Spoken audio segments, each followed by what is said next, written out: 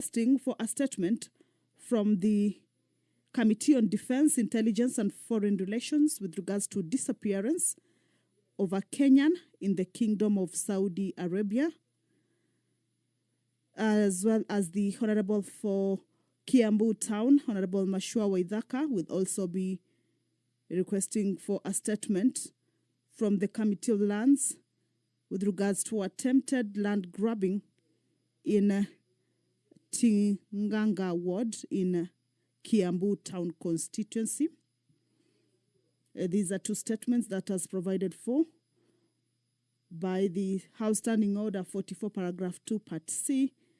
These members will be requesting those statements, of course, from those two relevant committees with regards to the matters that they touch on. The Committee on Administration and Internal Security will this morning as well respond to two statements that were sought earlier on.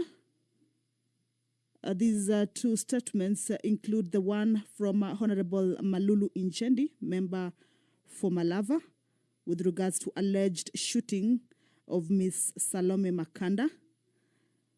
The other statement that will be responded to this morning by the Committee on Administration and Internal Security includes a statement that was sought by the Honorable Member for Moyale, Professor Jaldesa Guyo, and this is with regards to reopening of Hilo Gold Mine in Dabel, Moyale constituency.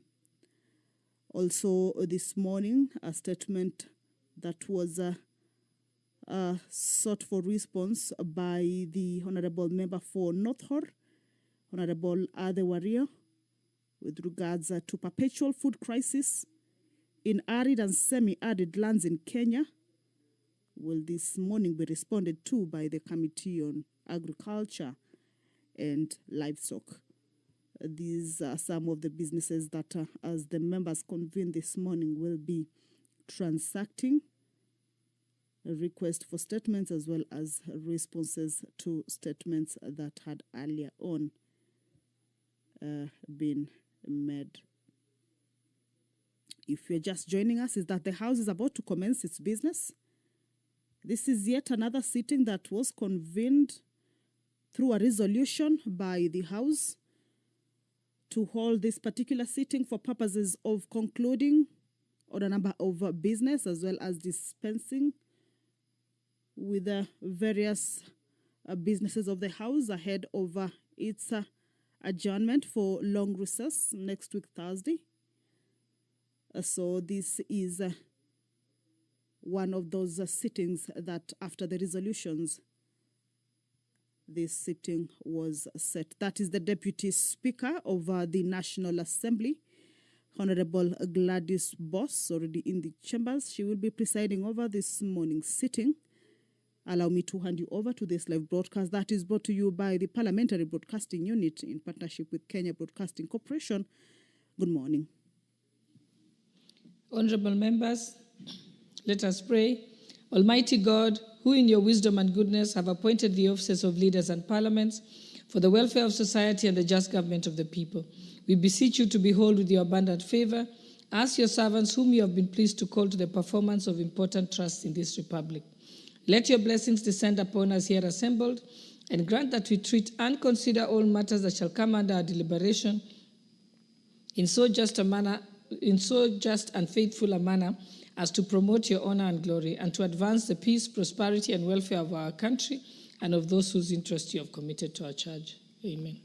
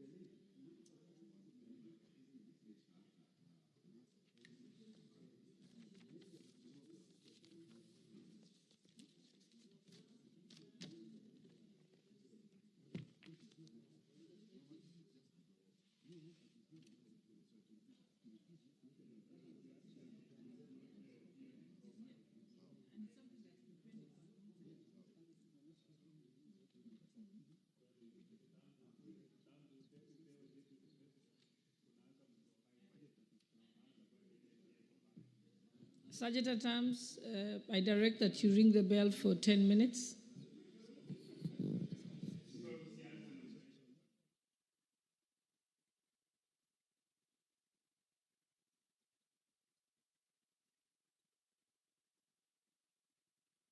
Has not corrected. Remember, the prayer has been said and the chair taken, but as provided for in the House Standing Orders, number 34, is that at least 50 members should be seated in the chambers or inside the chambers.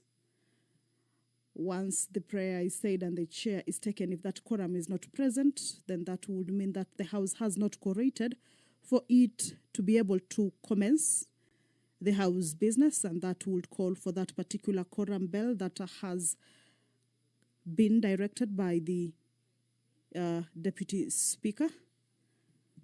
And that is a bell that will be on for 10 minutes, at least for now, that we are still looking for the House to correct. What we'll be seeing is that members will be making their way into the chambers, and once that quorum is achieved, then we shall be letting you in on the proceedings over the National Assembly this morning, a sitting that is out of the norm. And normally, we see the National Assembly sitting on Tuesdays, Wednesdays, and Thursday, but today is a Friday, and this is a morning sitting. But you will recall that there was a resolution for the House to undertake these extra sittings so as to be able to achieve their purpose of concluding on a number of pending businesses. And this morning sitting is part of those sittings that were resolved to be held. As I had indicated earlier, is that the business on the order of business for the members this morning to be transacted include majorly bills by members or individual members. You will recall that on the afternoon sitting of the 28th of November, the year 2024, members began debate on the startup bill, a bill that is originating from the Senate, Bill number 14 of 2022. It is a bill that is co-sponsored by the Honorable Member Irene Mayaka, a bill that is at its second reading stage. This means that a debate is on. This is a bill that seeks to provide a framework, one that fosters a culture of innovative thinking and entrepreneurship, also for registration of startups and the linkage of such startups with financial institutions, the private sector, research institutions, and such other institutions at the national and county level of government, provide a framework to facilitate investments in and the provision of fiscal and non-fiscal support to startups in Kenya, also provide a framework that promotes an enabling environment for the establishment, development, conduct of business, and regulation of startups, and also provide a framework for the establishment of incubation facilities at the national and county levels of government and environment that promotes the establishment of startups, as well as for the monitoring and evaluation of the legal and regulatory framework and the mechanisms put in place to encourage the development of startups. The bill also seeks to ensure that all persons, irrespective of their gender, status, or ethnicity, are afforded an equal opportunity to establish and benefit from their innovation. So, debate on this particular bill already kicked off on the floor of the National Assembly yesterday in the afternoon sitting, and this morning it is a bill that will continue or will resume its debate that was interrupted yesterday in the afternoon sitting. Remember, the bills may originate from 4 sources, that is at the Parliament. While we are talking about businesses being transacted this morning, being consideration of members' bills, there are bills that may originate from parliamentary party which are normally introduced in the name of the leader of the majority party or a leader of the minority party or their respective deputies. Also have bills that originate from the executive. These are bills that are introduced in the name of the leader of the majority party or the leader of the minority party or in the name of the chairperson of the relevant committee. Talking of the individual member bills, which forms part or the larger part of the business to be transacted this morning, is bills of the National Assembly introduced in the name of the member sponsoring the bill. And bills may also originate by way of a committee of the House, which is introduced in the name of the chairperson or a member designated by the committee. So as I had indicated earlier, is that most of the bills that are lined up for consideration this morning are individual member bills. So the Crops Amendment Bill, this is a bill that is originating from the National Assembly and sponsored by Honorable Kasim Tandaza Sawa, is also part of the bills that this morning the members of the National Assembly, once they are done with the startups bills, which in the order of business comes immediately after the conclusion of the business on the startups bills, will be considered. And this is a bill that seeks to amend the Crops Act to include acuity as one of the scheduled crops. This is a bill that will affect the functions of the county governments and is therefore a bill that concerns counties. So once the bill is concluded at the National Assembly, being a bill that concerns county governments, this means that the bill will be forwarded for consideration at the Senate, where the Senate will be able to consider that particular bill and propose any amendments before it comes back to the National Assembly for conclusion. A look at the details that forms part of the establishment of this bill or the introduction of this bill is that the principal object of the bill is to include acuity to the first schedule of the Crops Act number 16 of 2013. Acuity known at the cost as Mrangi because of its bright let us red proceed. fruits. I'll give you a minute to sit. Honorable CEO, you can break up your committee.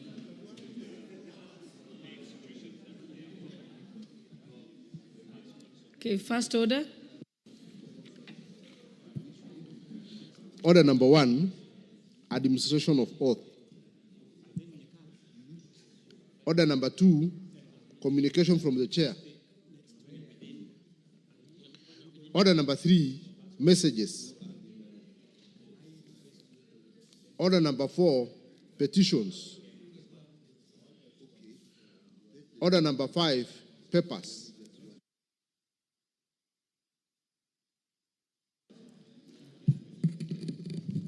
Majority Leader, Honorable Naomi Wako, your...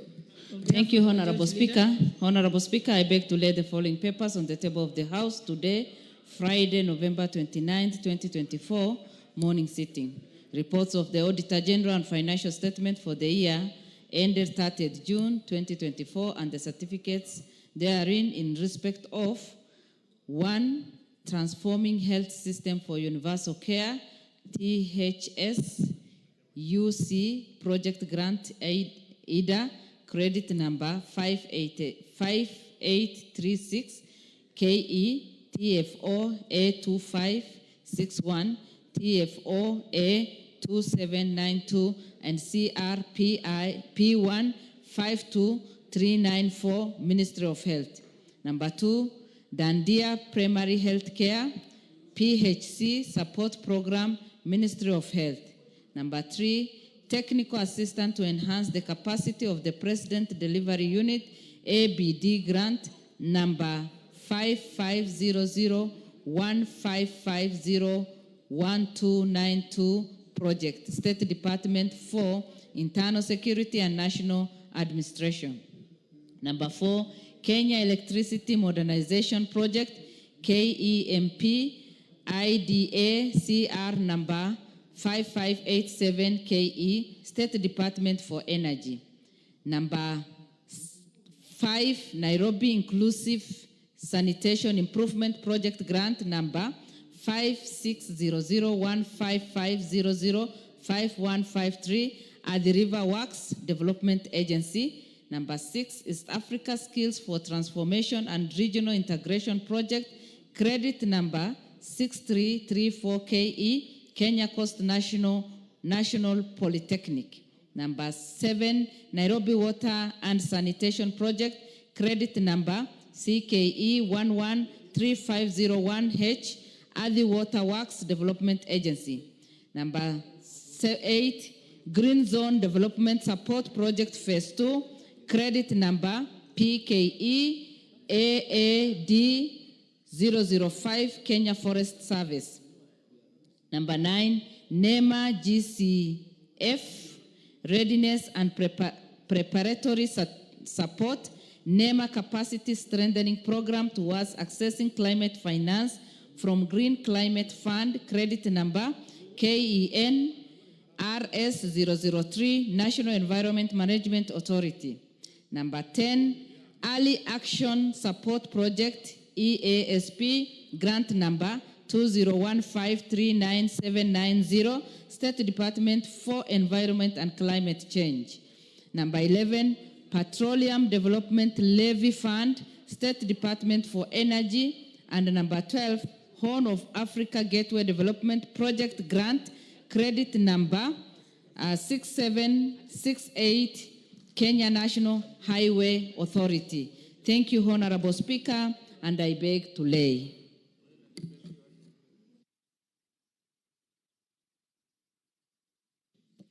Order number 6, notices of motion. Order number 7, questions and statements. Honorable members, allow me to reorder the order paper. It was raised yesterday that there's been some bills that have been pending for the entire year. So I will reorder the paper as follows: that we now move to order number 13, and then we can come back to 7, questions and statements, and then follow up as like that. Thank you. Order number 13.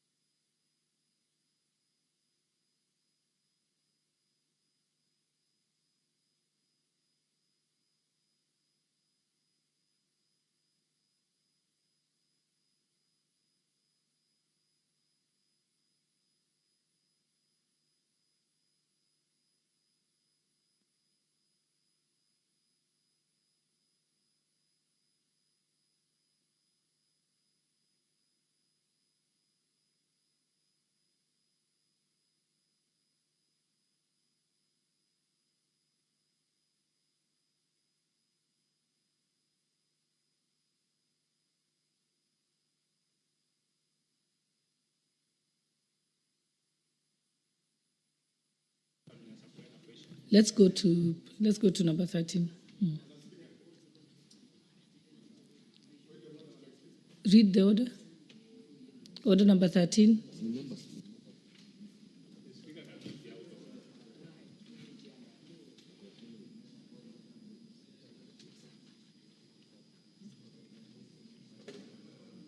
Order number 13. Read. Order number 13, the Parliamentary Pensions Amendment Bill, National Assembly Bill number 5 of 2023, second reading.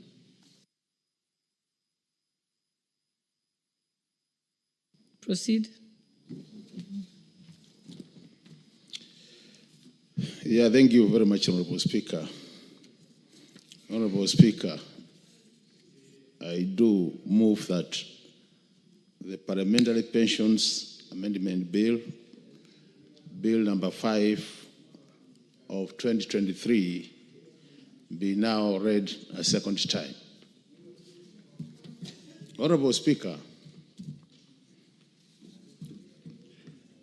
I want to start by appreciating the opportunity granted to me to move this important bill. And honorable members, you need to note that this bill is actually a bill. It touches on a member of parliament. We have an act of parliament which is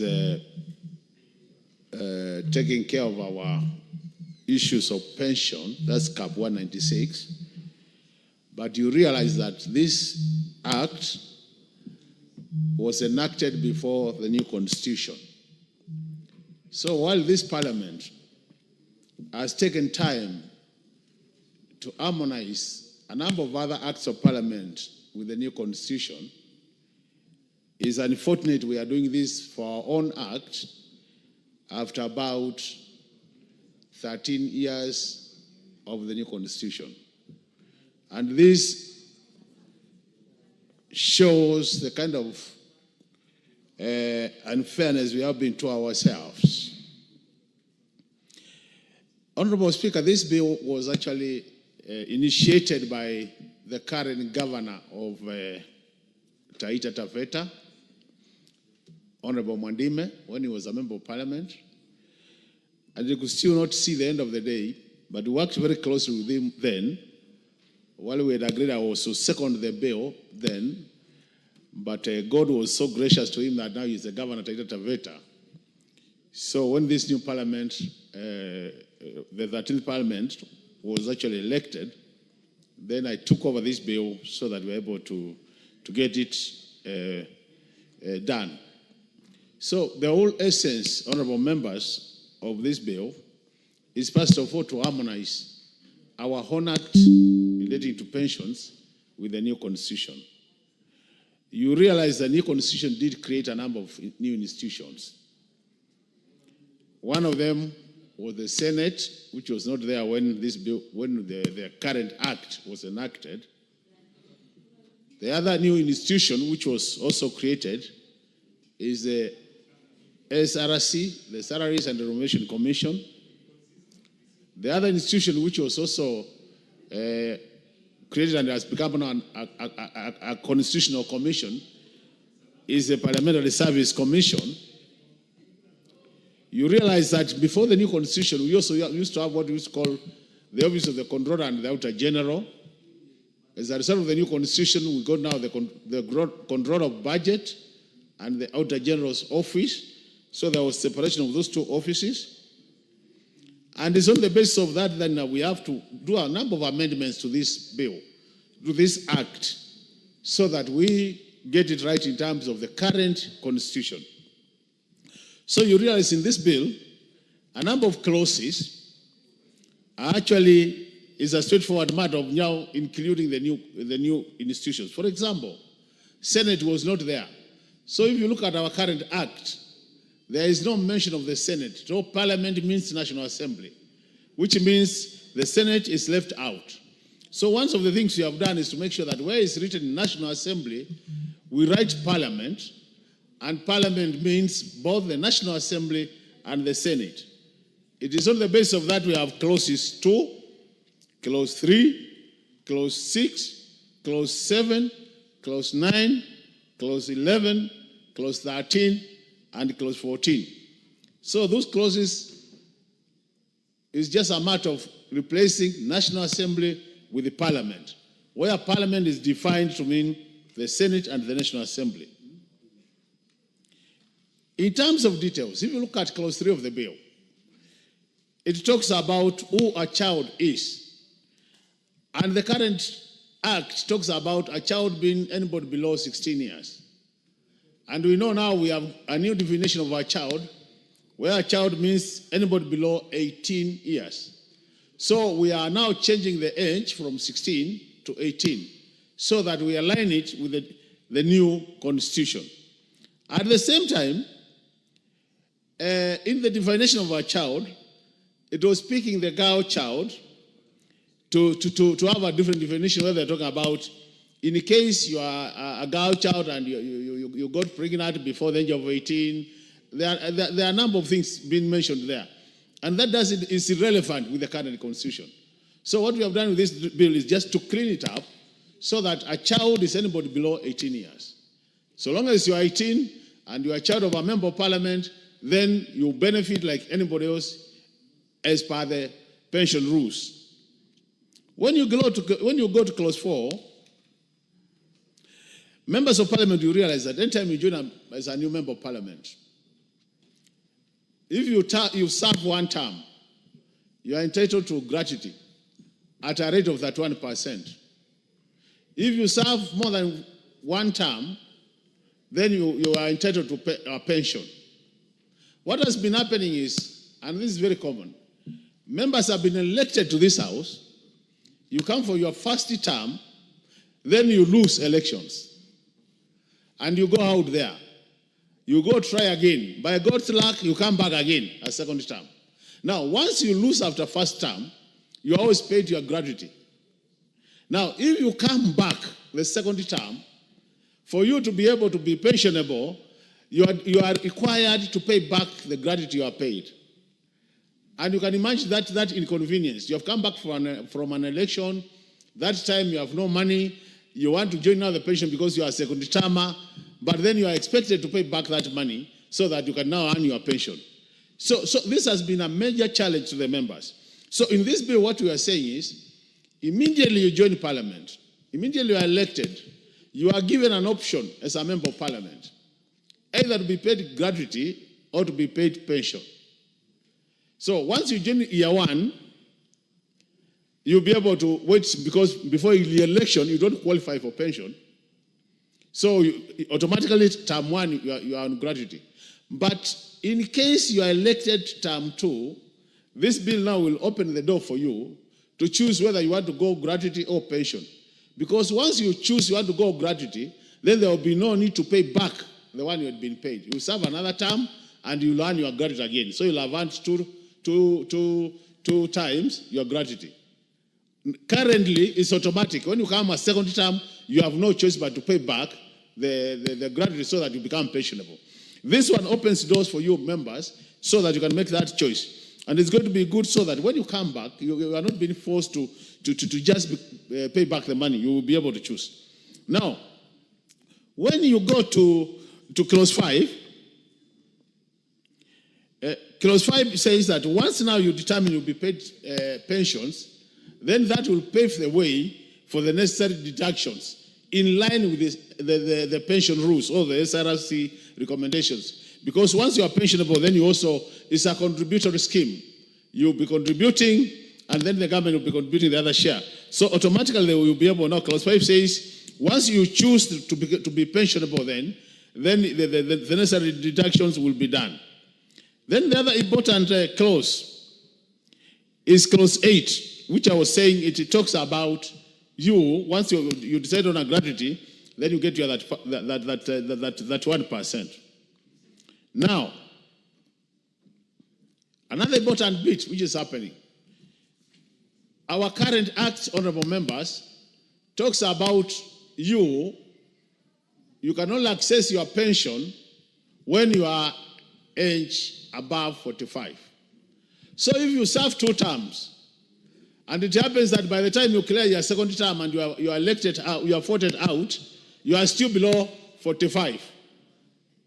The truth of the matter is you'll have qualified for pension, but because you are below 45, you'll not be able to be paid your pension.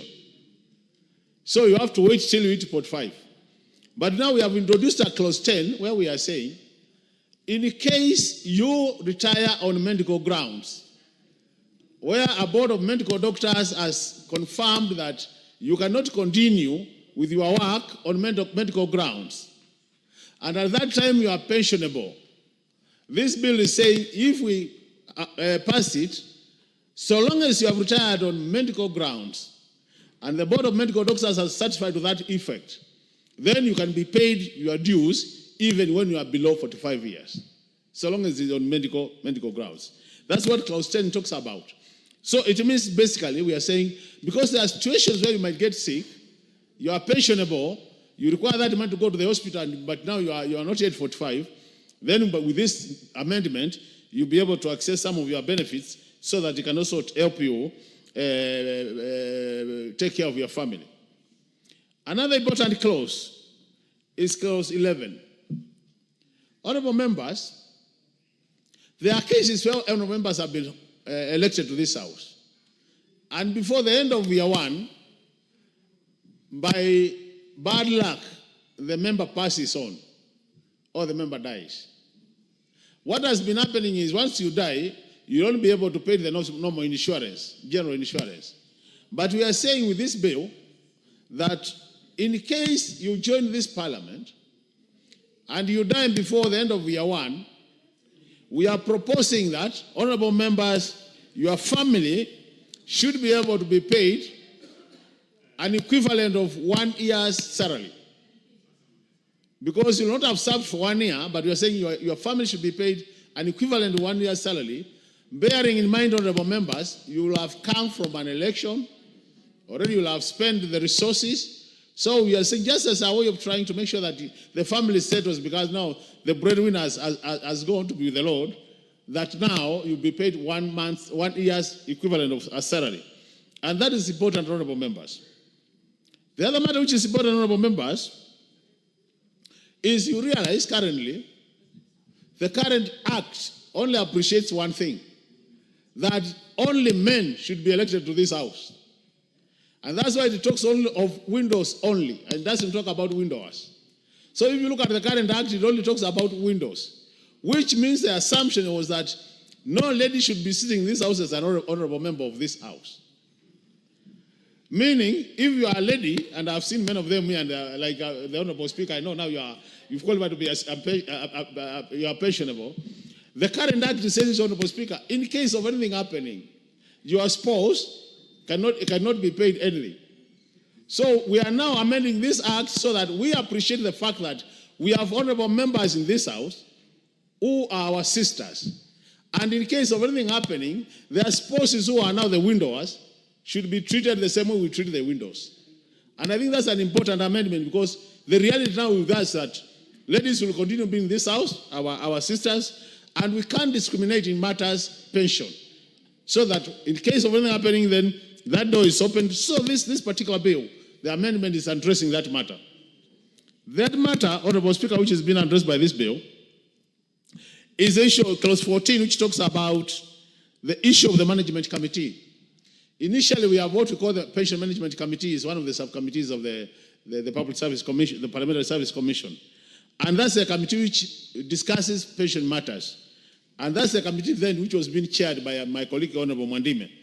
So this committee, in terms of composition of that committee, currently it is only membership from the National Assembly, because the Senate is not being recognized by the current act.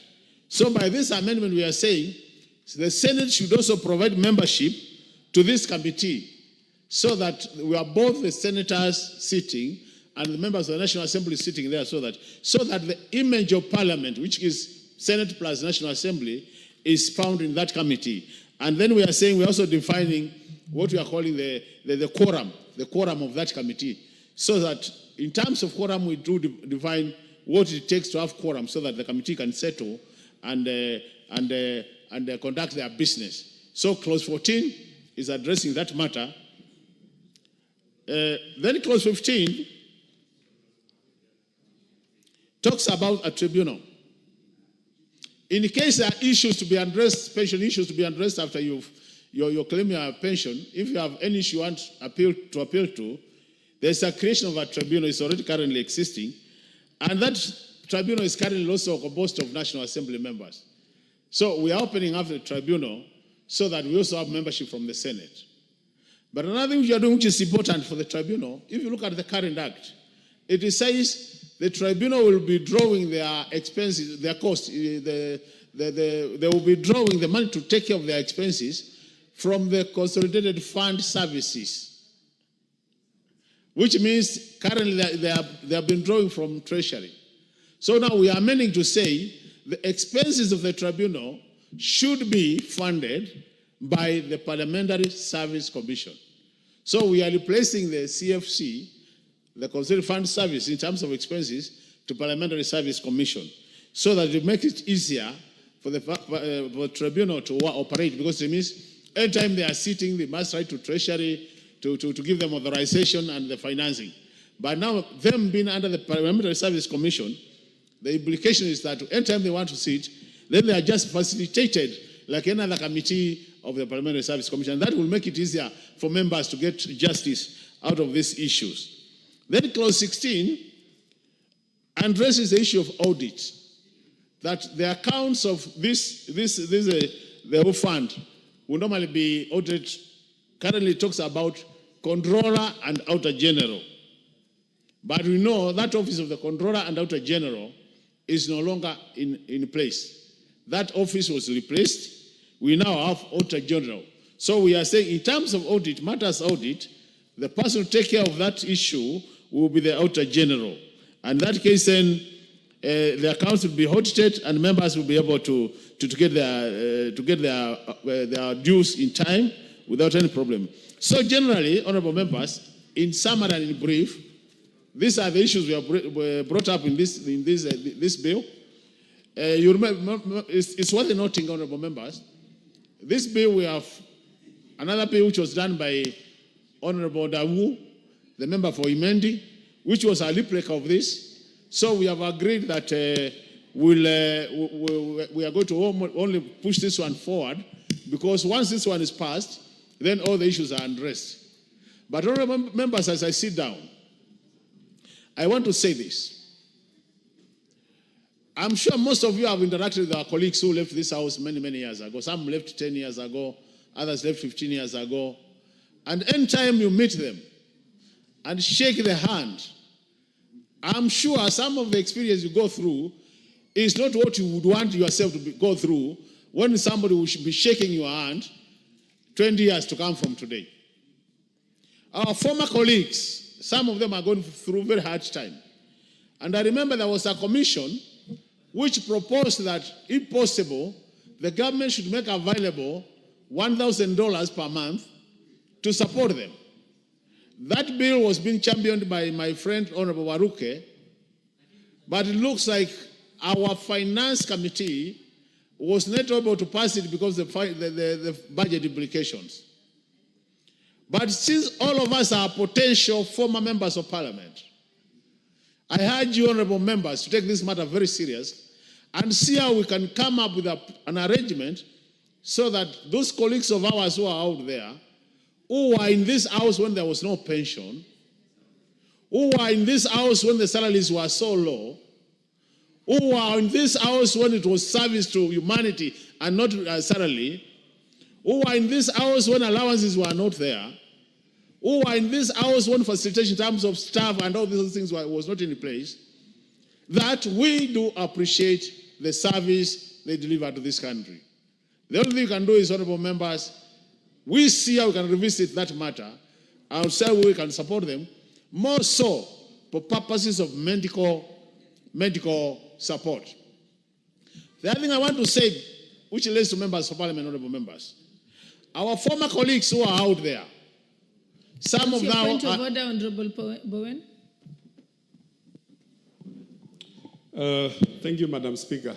I didn't want to interrupt my good friend, Dr. Makali, but just maybe a point of information to my good friend, because he mentioned on tribunal that in his proposal and the amendment is working on is also looking at establishing a tribunal.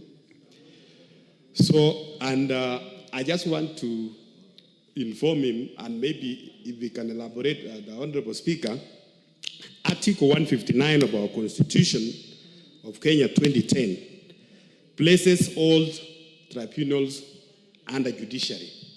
So I just want to understand from his amendment how is that going to work? Is it not going to be unconstitutional or conflicting?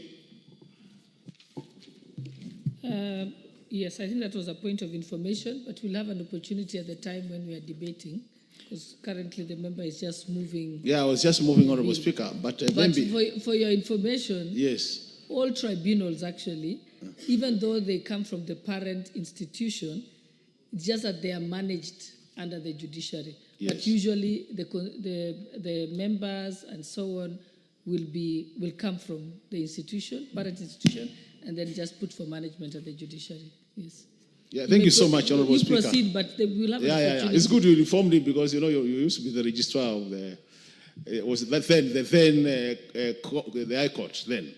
Is it the Supreme Court, Honorable Speaker? So I think you are well guided now. So what I was saying is this tribunal will just be our own tribunal for purposes of pensions. But as the Honorable Speaker says, then membership will come from here, and it will be both from the National Assembly and the Senate. But what I was saying, honorable members, is the issue of the medical. Honorable members, I was saying, we are all of us potential former members of Parliament, and very soon we'll be out there as a former member of Parliament.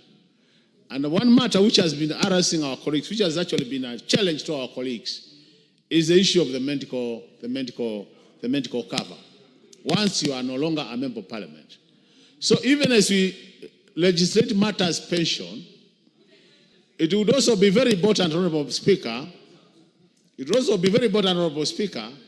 that the Parliamentary Service Commission comes to the aid of former members of Parliament, matters medical cover, so that we have an arrangement where, even though we are out there, you can actually pay, but there is a mechanism where, yes, a former member of Parliament, you can pay to a fund from your resources, but the fund is centralized for former members of Parliament, so that it becomes easier for purposes of management. That will help former members of Parliament. So, Honorable Speaker, with those many remarks, I want to urge the honorable members to support these amendments, because they are long overdue, so that as soon as possible we'll have this becoming an act of Parliament, and then members can start enjoying some of the things being proposed in this bill. So I beg to move and request the Honorable Dr. Ouda to second this bill. Thank you, Honorable Speaker. Ouda. Oh, sorry, Professor. Thank you, Honorable Speaker. You know, we come from different parts of the country, so we struggle pronouncing some names. My name is Dr. Jambo Oundo from Funyula constituency, from the land where when you throw a stone, you are likely to hit as somebody who at least has got a degree. Thank you, Honorable Speaker. Thank you, Honorable Speaker. Before I became a member of Parliament, I used to look at members of Parliament with a lot of admiration, and I still do. Many of us must appreciate we become members of Parliament primarily to serve the people of Kenya and to serve humanity. As we serve people of Kenya, many times we commit all our resources towards serving the people, and at the end of your term, you go home literally with nothing, or you have depleted all the assets and all the resources, all the income that you had before you joined Parliament. And therefore, like any worker, you are entitled to a peaceful life upon retirement. Honorable Speaker, there has been so many studies that have been released in this country that seems to suggest that Kenyan workers are the most underpaid, or Kenyan retirees live the most deplorable life compared to other parts of the world. They do so because the pension available is so meager that are unable to meet their basic basics they require in life. This should never happen to a member of parliament, having put in many years to serve this country, pass very, very, very important laws, and preside over budgets. And that's why all the time, I totally agree, Dr. Makali Mulu, that it's important that we continuously make changes to the Pensions Act to ensure that members of parliament get necessary resources to enable them live a dignified life. I remember, Honorable Speaker, in the last term, Honorable Mwadime, now the governor for Taita Taveta, had a similar bill, but somehow it never went through because I think objections were raised from the National Treasury. Honorable Speaker, the amendments being proposed by our colleagues are very progressive. Progressive to the extent that they seem to address very many pertinent issues that normally affect members of parliament. Honorable Speaker, he has ably taken us through. I do not want to belabor to go through various issues. But allow me, Honorable Speaker, to address 2 or 3 issues as I second this bill. The first issue, Honorable Speaker, is Clause 13. And this Clause 13, Honorable Speaker, relates to medical cover post-retirement. Many members of parliament would probably serve and live for many years to come. And medical expenses, you never know when they will come. And when they come, they might find you are unable to meet those medical expenses. It will be a humiliation or an indictment to the National Assembly or Parliamentary Service Commission that their former member of parliament is unable to meet medical expenses. I don't know how we can coach Clause 13A in a way that runs in tandem with pension contribution. Because what Dr. Makali Mulu is proposing, the wordings the commission may establish voluntary post-retirement medical scheme for members of parliament. May.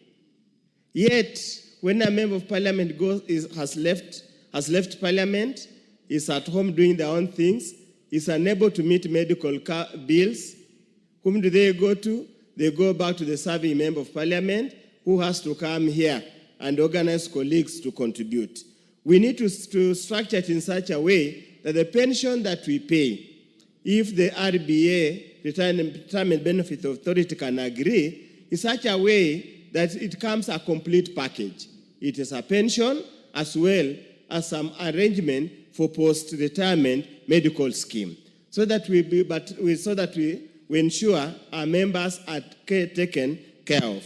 Second, Honorable Speaker, is on the issue of the widow and the widower. The other day, Honorable Speaker, I was in Public Accounts Committee, and I think Treasury came to the committee. And one of the issues that I asked, how come men are never considered? How come the widowers are never considered? It's only the widow. So they told me they never contemplated that a woman would die and leave a man, that a wife will die and leave a husband. And that's why, Honorable Speaker, it's a common practice all over this country, Honorable Speaker. What's your point of information? Honorable Wangare, what's your point of information? Dr. Oundo, Honorable Speaker, allow me to inform Dr. Oundo that they did not consider that a woman would die. I think what the law never considered is that a woman would be the member of parliament and leave a widower. That is what they had never considered. Just a point of information. Things have changed. I agree completely. Things have changed. And us men are endangered species, and we keep living knowing that. Honorable Speaker, also natural, and we need to be very realistic. If you ask these ladies, when they fill their next of kin forms, 90% of ladies in this country will either fill their children or their mothers, but not their husbands. It is a common practice. So, Honorable Speaker, this is progressive. Those honorable ladies who are here and members of parliament, please declare your husbands so that they become recognized and known widowers. In the event God takes your life and you are still serving, or you are serving, allow your man, your husband, to enjoy the pension, because whether you like it or not, that man has supported you in your political journey. That man supported you in one way or another. Even if he remarries or many other wives, I mean, it's none of your business. Let them enjoy the pension. Honorable Speaker, the other progressive part that we also need to look at is the issue of children. Yes, the Constitution provides for children is enabled below the age of 18, regardless whether it's a boy or a girl. But Honorable Speaker, we must make some accommodation. How that is going to be done, the legal minds can assist us. Many of the children nowadays stay in a homestead because of college and the rest, because of going to university, almost to an age of 23, 20-something. So if they're excluded from any benefits of this nature, then, Honorable Speaker, we make it difficult, we make life difficult for them. Honorable Speaker, as I conclude, to be honest, former members of Parliament go through a lot. That's a fact. You walk around, especially those who do not have any profession to fall back once you leave, they live a miserable life. You find them hovering around here, looking for a cup of tea, looking for something like this. A member of Parliament is a honorable member of this society. Society must agree to treat them in some way with respect and take care of them at the end of their service. This habit of bashing members of Parliament, being the easiest punching bag, we should ask members of society to stop this habit. If you don't want members of Parliament, then why do you establish Parliament? Why do you want them to pass laws?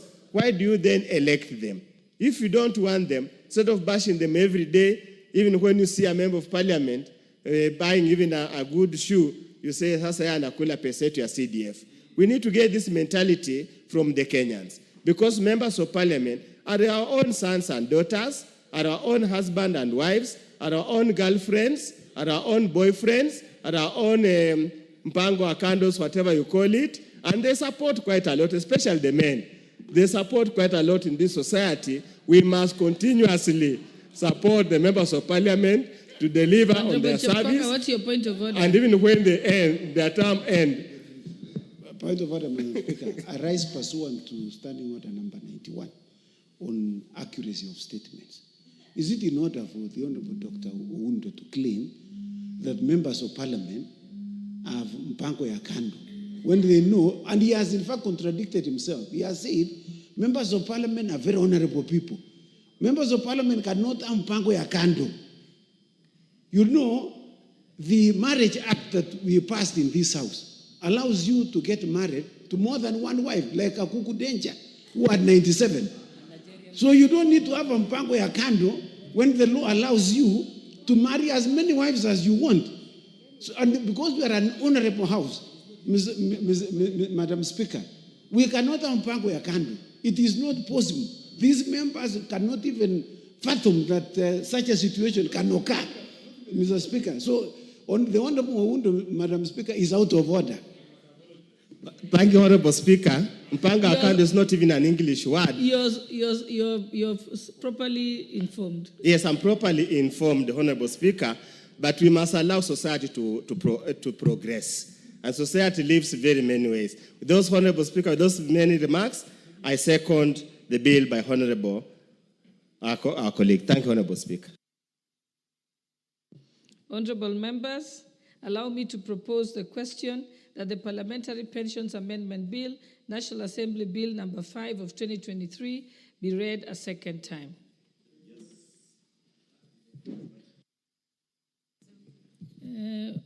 Majority Leader, you want to contribute? Yes, Honorable Speaker, thank you for this opportunity. And allow me, Honorable Speaker, first to thank the Honorable Makali Mulu on moving this bill.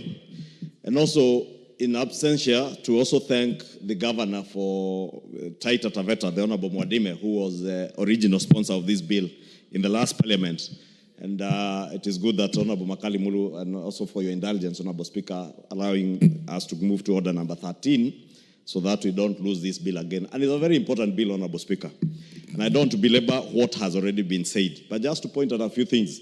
I was worried when I heard the Honorable Makali Mulu talk about contributions by government for a year to take care of former members of parliament on their medical expenses.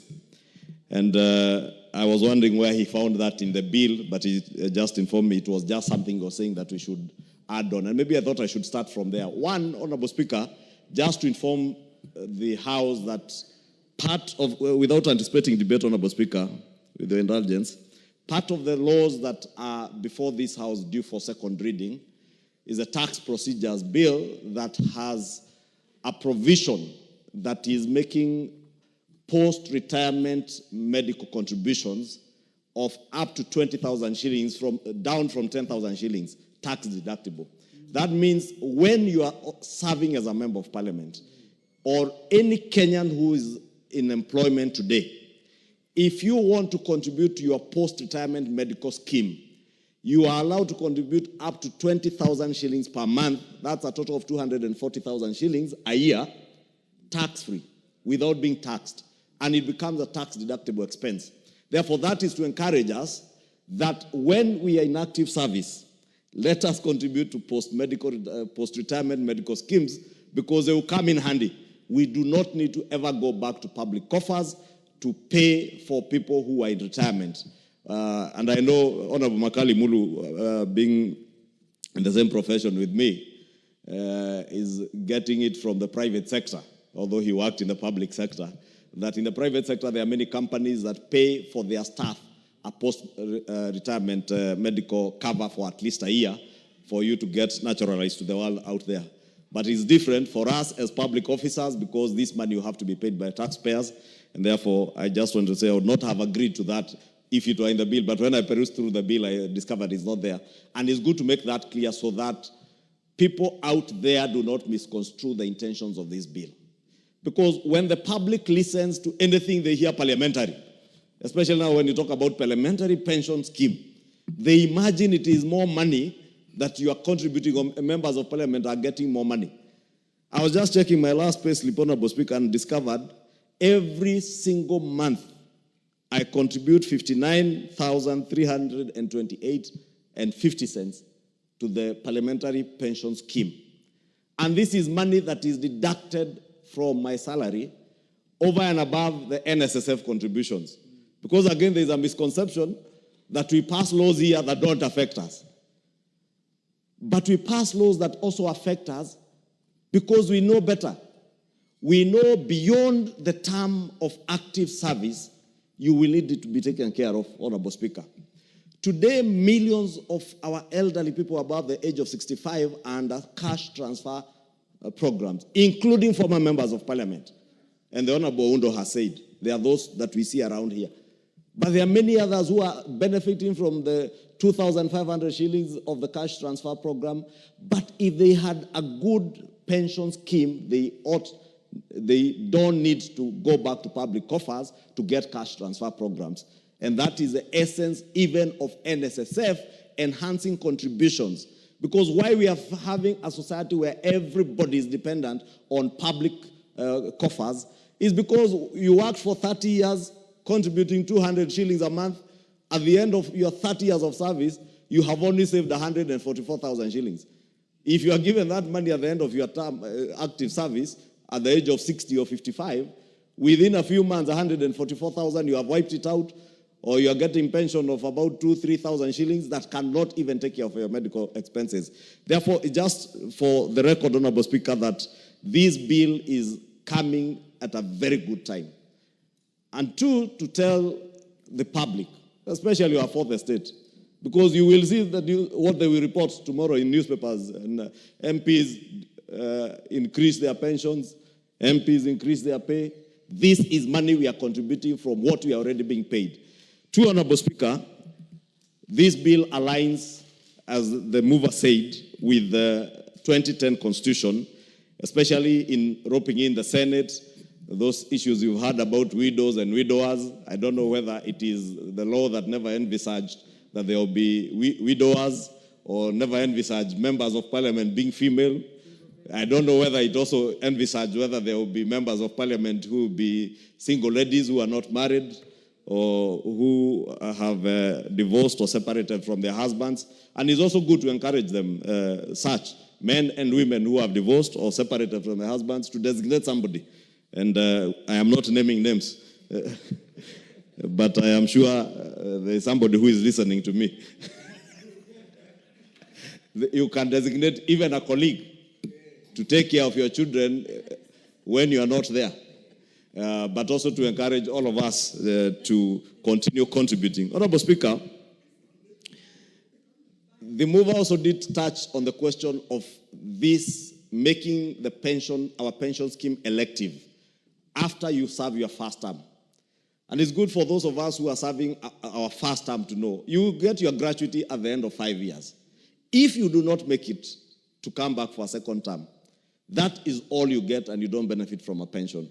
If you ever come back, as a mover said, you can elect to contribute the gratuity that you are paid back and continue saving for your pension, so that after your second term, you continue to benefit from pension. This gratuity is very enticing, Honorable Speaker, but those who have left this house will tell you, within a few months, because you choose to continue living the way you are living as a member of parliament, within a few weeks, it is gone.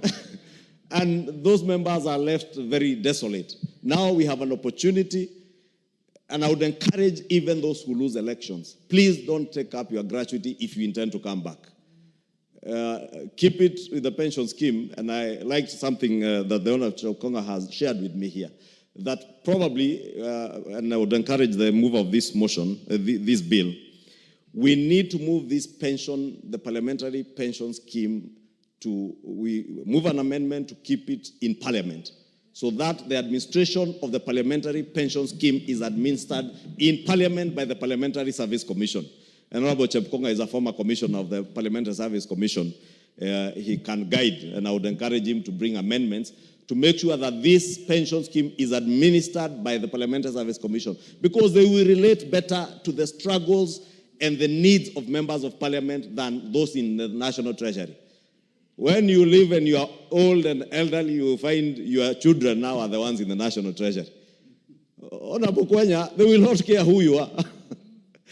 Some will be your grandchildren. They will just be asking this old mzee, and they don't know how much you struggle to improve the lot of the people of Kinangop and Kenyans at large, including them.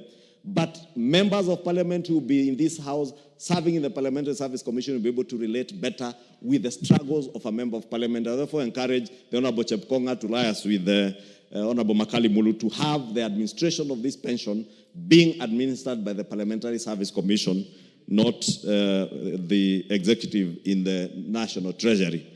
Because you will see the kind of distaste that even those in the executive have for former members of parliament. And those who pursue their pensions with the National Treasury will bear me witness as those who are former members of parliament. Lastly, Honorable Speaker, for young parliamentarians, increasingly, both in this house and in the other house in the Senate, younger members of parliament are being elected. The Honorable Toto, I think, was elected at 20-something, 24. Meaning even if she served for 3 terms, she will still be below 45 years. But she would be eligible to pension, and after 3 terms, she would have to wait for another 6 years to access her pension. Now, we are creating a provision where the Honorable Toto, after serving her 3 terms, can still access her pension below the age of 45, Honorable Speaker, which is a good thing because, as Honorable Makali Mulu said, you may fall ill or something may happen. You may even be faced with an accident that incapacitates you and you are not able to work, but you have pension that is being kept somewhere by an administrator of a pension scheme, and you cannot access it until you get to the age of 45. You may even die before getting to 45, and you leave your money being enjoyed by others, Honorable Speaker. And it's good, Honorable Speaker, to remind all of us, in conclusion, Honorable Speaker, And I know many members of parliament are usually threatened by, especially around this time. You'll be told, and allow me to say it in Swahili, utatupata 2027. Utaenda nyumbani 2027. Yet you go home every day. I don't know if there's a member of parliament who doesn't go home every day. You go home every day. So nobody should threaten you that you will go home, because you go to your home. The question you should ask yourself when you are here, the day you are not serving as a member of parliament, how shall things be for you? So that you don't feel threatened by anybody, threatening you that you will go home. You will go home and continue living your life as you lived when you are a member of parliament. Take care of yourselves, take care of your pension, contribute even to NSSF if you can contribute more. You can elect to contribute more, because that is what will take care of you when you are home and you are not working. Because inevitably, you are growing old. A time will come when you even choose to retire. You don't have to be to go home because somebody threatened you or somebody decided you are no longer useful. You could also choose to retire. And when you choose, it is what you contributed to your pension that will take care of you, Honorable Speaker, beyond your active life. With those many remarks, Honorable Speaker, I beg to support this bill, but to point out, for purposes of the media and those who propagate lies against this House, the Parliamentary Pension Scheme is a contributory pension scheme where members of Parliament contribute their money from their salaries. And like every other employee who is in a contributory pension scheme does, so do we.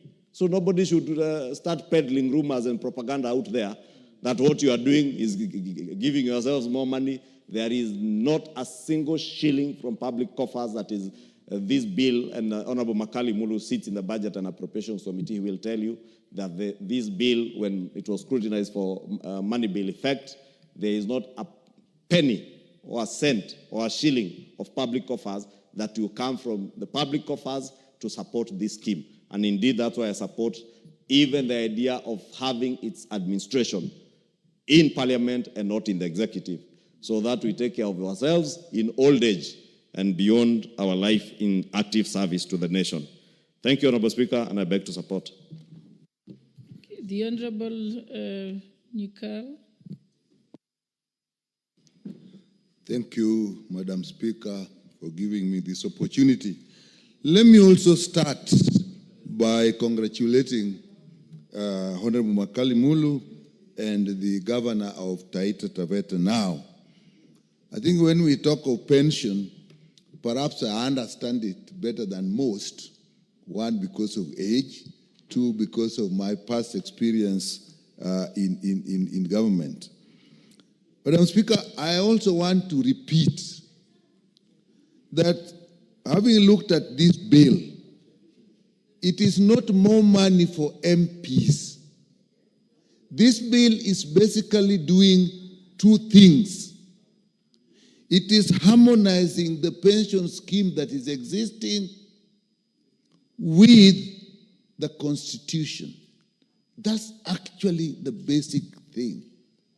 And also linking it with the social protection policy of this government.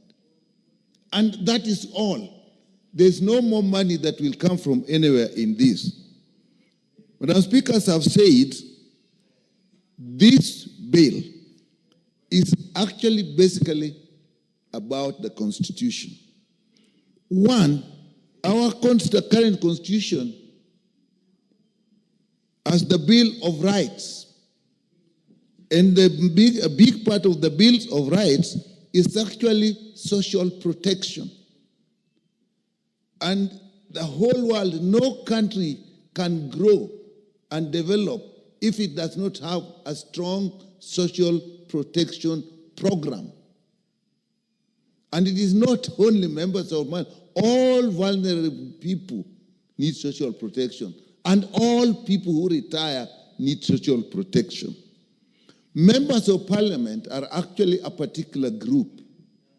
Madam Speaker, I've taken time to look at the lives of members of parliament, politicians in general, at the time when they get in and at the time when they get out. Over 90% of them are socioeconomically worse off when they are leaving parliament, when they have left parliament, than when they came in. Madam Speaker, the process of getting in parliament itself is expensive. But even more expensive is actually the process of maintaining that seat. The social responsibilities that goes with it, we all know it. The Harambes, the funerals, all the social responsibility. Madam Speaker, there is no person who is actually wealthy enough, if they go into parliament, who cannot at the end of it actually be poor. Extremely rich, wealthy people have been in politics, and when they end, they're actually poor. We look at our colleagues who have been there and have retired, and Madam Speaker, most of them, over 90%, are not doing well. And these are people who are either professionals, be very serious and successful business people, or they were people in academics or in government who are doing well. What is it that makes them actually be unable to manage themselves after they leave this? It is the process of leadership as it is in the country today. So this bill actually aligns our pension scheme with the Constitution so that members of parliament get the protection that is required. In social protection, I was in the ministry dealing with social protection. All people, I have just been informed that when we decided on 2,500, actually it was 2,000, on Honorable Mbadi when he was still here, actually made amendments to push it up to 2,500. We complained because we didn't have money. But today I'm told even members of parliament are benefiting, which means I'm likely to benefit. So that social protection in our Bill of Rights, Chapter 4, is key in what is happening here. Madam Speaker, the other element is actually in our Constitution, we have created a bicameral system which has two houses of parliament, the Senate and the National Assembly. And what this bill does, Madam Speaker, is actually take care of that. One, in definitions. Two, in nomenclature. So that when you say parliament, it must be sure you mean both the National Assembly and the Senate, which was not there before. So the old act didn't take care of that. And therefore, that is important. And when you go into the structures, all the structures, in terms of membership of all the structures, did not also take care of the fact that there are two houses of parliament. So what this bill does is to take that into consideration, and so that membership can then include both houses of parliament. Those are the basic issues in this bill. And therefore, the definitions are now important. When you say parliament, now we know we mean two. When you say child, that I think has been talked about. When you talk of gratuity, loss of gratuity for pension, for victory after the first term, all those are actually, when you come of age, when you come of gender, Madam Speaker, all these are now just definitions that are arising from that. But when you come to gender, Madam Speaker, I think it was definitely a discrimination, actually not just against men, but against women as well. Because if the spouses of men are benefiting, why should the spouses of women benefit? I have had the opportunity to work at a time when at a district, when my wife was a district head, and I was just a pediatrician, and so I was known as the husband of. Now, I also decided every time I must benefit. If spouses are going somewhere, I must go. So that was discriminatory. And then if you look at the issue of widows and widowers, again, that is discrimination. Why would it be that the spouses of members of parliament who are ladies, if they die, their spouses are not supported? Unfortunately, the truth is, men tend to die earlier than women in many cases. Even if you look at the Bible, there is a lot of support for widows. You don't read much about widowers in the Bible. But I think we now know better, and we should take care of that. So if you look at then the clauses, they actually take care of that. Death gratuity takes care of that, of the family, of all members, whether male or female. When you look at structures, clause 14 to clause 16, the pension committee, the membership must therefore change, because now we have two houses of parliament. So if the speaker is one side, the other speaker of the two houses must be there. So again, it is just structure. If you look at tribunal, again, the tribunal must take into consideration that there are two houses of parliament, so that the membership is also the same. I thank you. You know, I have a lot of respect. I rise pursuant to Standing Order number 97, as read together with Standing Order 87. Madam Speaker, I respect the Honorable Nyikal, but seeing the interest in this bill, it affects all of us. If you see, everybody has locked in.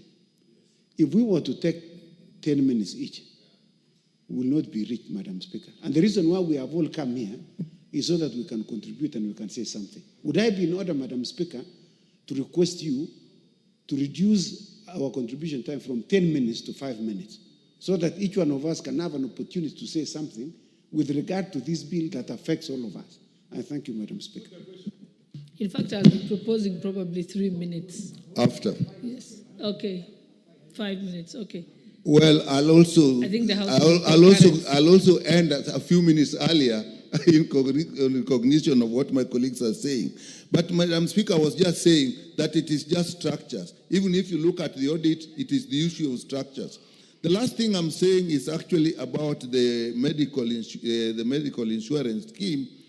This post-retirement process, actually, we must take it very seriously, because medical insurance, actually, if you go after 65, you can't get into a new medical insurance. So if we now start at this point, particularly we can link it with the current insurance, and so that post-retirement insurance for members of parliament are linked to this one. Together with that contribution, it may go a long way in helping us after we retire. With that, Madam Speaker, I support.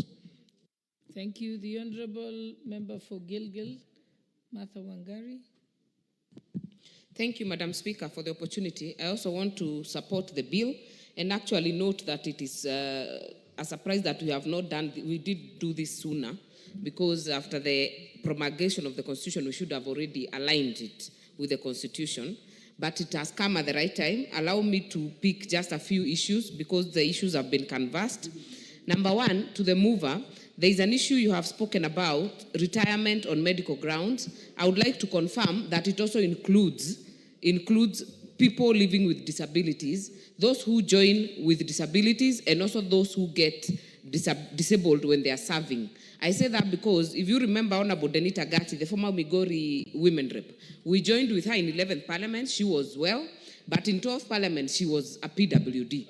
So this provision on on Article number 9 should also include PWDs, so that if you want to retire on medical grounds, the PWD aspect is also considered a medical ground, so that if you get the disability when you're serving, or even when you join when you're serving, you have that leeway to be considered at that point. And I also want to agree, Madam Speaker, that the issue of widows and widowers has been discriminatory, and I have said it's because, first of all, it was not ensured that women could serve as members of parliament, but it is very important that both spouses are included. It's also true, as Honorable Nyikal said, that statistically, the men live shorter lives. They have a shorter lifespan, generally, than women. But it's also because men usually have a backup plan, Madam Speaker, and not many stay widowers. In fact, there are very few who stay widowers. The moment their wife dies, it doesn't take long. Within a year, and you look around, even bishops, every kind of men in this country, they won't finish a year, they'll have another wife. But we have so many widows that actually are left to watch their children until they're adults. So I think that was the relationship. But I think times have changed, and we are here, and widowers should be included as widows and given the same rights, Madam Speaker.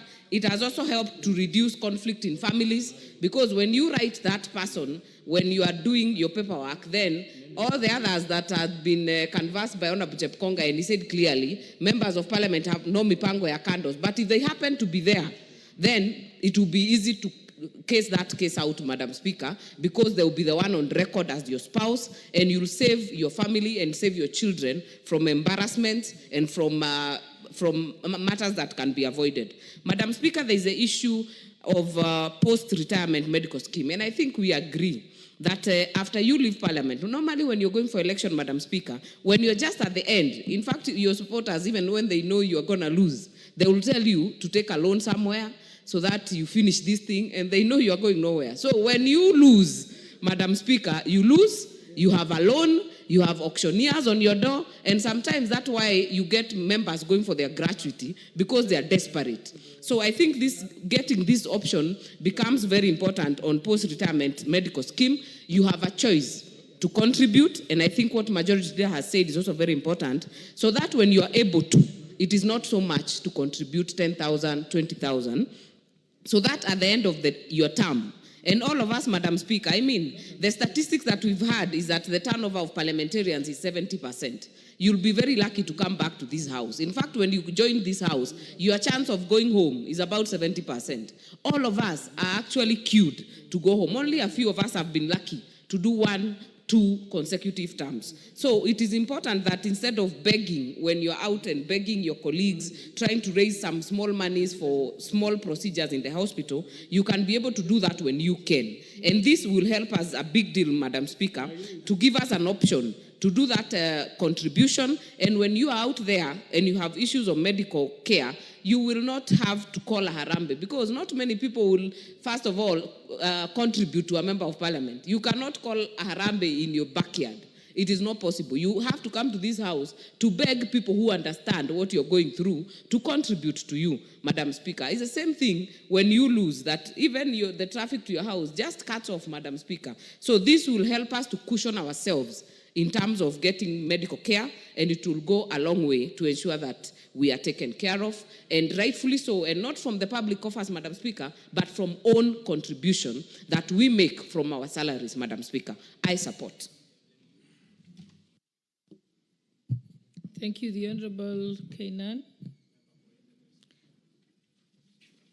Thank you, Madam Speaker. Madam Speaker, this is a very important bill, especially for those young, first-time members of Parliament. Madam Speaker, once upon a time, a one-time member of Parliament used to be pensionable. But in the year 2000, through this bill called the Omnibus Bill, the then Attorney General wrote a bill at the wee hours of the night. I can assure you, by the time we passed, the following morning we all got our refunds, and the member of Parliament who was pensionable was just reduced to a member without pension. Madam Speaker, you also realize that we promulgated the current constitution in August 2010. This bill should have been one of the first bills actually to be passed, to be aligned with the constitution. What has happened? 13 years, 14 years, it's because of the fear of the unknown. Madam Speaker, when you become a member of Parliament, first of all, whether you have become a member of Parliament by design, or whether you have become a member of Parliament as a product of this test tube process, madam, you become a leader. Outside there, the community, it's just like what we were debating yesterday. You are bashed, you are criticized, you lose your professional ethics, you lose everything that you have earned over the years as a professional before you join politics. Now, what remains in this difficult world of politics, Madam Speaker, is just like the other state officers. Ask yourself, why is the member of Parliament, who is a state officer, treated differently by SRC, by Treasury, by anybody else, Madam Speaker? It's simply because members of Parliament fear the world outside there. I want to ask you, When you are first elected, the assumption is you are the most powerful. The assumption is you are the most popular. The assumption is you are the most handsome. The assumption is you are the most beautiful. The assumption is you are everything. So when you come here, you lose all those identities. You live here minus your husband. You live here minus your wife. You live here minus your health. You live here minus your wealth. You live here minus your popularity. And I can tell you, by the time you exit there, you will be a pound, you'll be a nobody. So you'll be regretting outside there and say, I wish I did this. I wish I did this. You have an opportunity. Don't fear. You are a state officer. You have the same constitutional entitlements like any other state officer pursuant to the current constitution. Why have you not passed this? I am a member of the committee, the finance committee, that will be bringing amendments. And I can assure you, we have put in place the best brains. I don't want to prejudice. We will give you the best product out of this. We are consulting the PSC, Parliamentary Service Commission. We are consulting the pension department. We are consulting the best brains within the parliamentary legal system so that we refine this bill in the next stage, including giving the member of parliament treatment that befits not only as a state officers, but as an elected leader who has served one of the best institutions called the August House. When those amendments come in your share numbers and support it, because that will secure your life after this August House. I always say, if you come to this place with the assumption that you are a potential former member of parliament, you will do well. But if you come here with the assumption that you have reached and you are everything, I can tell you, the term will be 5. So all of us are potential former members. So my definition as a serving member of parliament is I am a potential former member of parliament because the electorate tomorrow can ask you exit. So what is there for the outside? What is there for you in the outside world? Madam Speaker, we are solving some of the definitional problems. Definitional problems because the current, it's called the National Assembly Pension Act. But we have a bicameral house. It has taken us 13 years to harmonize this. Isn't it a shame? Isn't it a shame, members, that we have taken 13 years to domesticate a bill that touches on none other than one of the 3 arms of government? It is. Why have we not done it? Because we fear. But time has come. It is today. The other bit, Madam Speaker, a critical thing, and I am glad that you have alluded to this, and I want to really ask for some few more minutes, is the issue of voluntary post-retirement benefit. I don't want to mention names, and my brother here, I think he has left. Some of the best brains.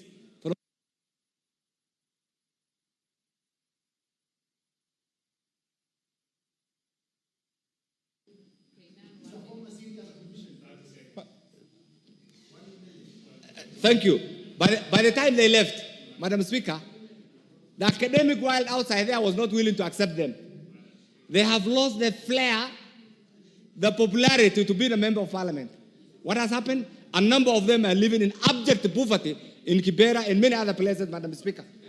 We need to cure that so that the member of parliament does not only enjoy respect when you are serving member of parliament, but when you exit, you continue with the same respect. That is why this voluntary post-retirement benefit is so critical to the life and the well-being. And I like the way you have put it when you are contributing to the life and the well-being of not only the member of parliament, but to the family of the member of parliament, Madam Speaker. Madam Speaker, that's a critical component in this particular bill. Madam Speaker, the other bill that we have cured, that we'll be attempting to cure, you have served one term. By the grace of God, your conscience or our conscience have asked you to exit. What you came back, what happens? That bit must also be cured. The other bit that will be cured through this bill is you have served 2 terms, you exited, you have gone with your pension, and then you are back for the 3rd term. What happens? That lacuna will also be cured, this, so that there is either continuity or the benefit is defined. Madam Speaker, in conclusion, what I want to say is this. This bill will also be aligned with Article 127 of the Constitution, which forms the Parliamentary Service Commission, because the Parliamentary Service Commission is our trade union. So in conclusion, support this, and I can assure you, you will join the league of the other state officers. Thank you, Madam Speaker. Thank you. Member for Endebess. Thank you, Madam Speaker.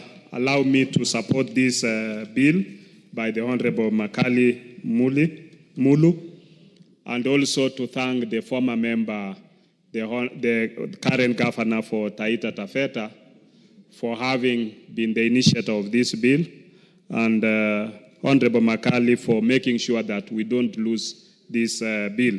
This is an important bill, Madam Speaker, and as you are aware, this House also passed the Parliamentary Service Commission Amendment Bill, in which one of the recommendations was that on mothers' health, we should be able to have members who are either former members of the National Assembly or the Senate having a medical cover. And this can only be actualized through ensuring that when members leave this House, they can also join the group medical cover through individual contribution, and we can be able to determine that how much each member is able to pay so that he can be able to access medical cover outside there. On the same breath, Honorable Speaker, I also want to encourage members in this House that we have a gym facility in level 24. Please utilize it for your health. It also helps you to keep physically fit and avoid going to the hospital. So, and there are other facilities which are accessible within that place. Yes, a doctor's advice. You can also access reflexology there. You can access massage. There is also steam and other services. So these are all health benefits while you are here. And Honorable Speaker, looking at the bill, especially in issues to do with how pension management will be, it is stating that we shall contribute to the consolidated fund. I think now that we are thinking about bringing amendments, that section about contribution to the consolidated fund, when we go to the committee of the whole House, should be amended so that we can contribute to the pension scheme of the nation, of Parliament, so that we have a scheme that can be controlled within Parliament. Because when people have retired and they go to, and it is being managed at Treasury, they are being tossed from one office to another. And it's actually very sad, very disheartening.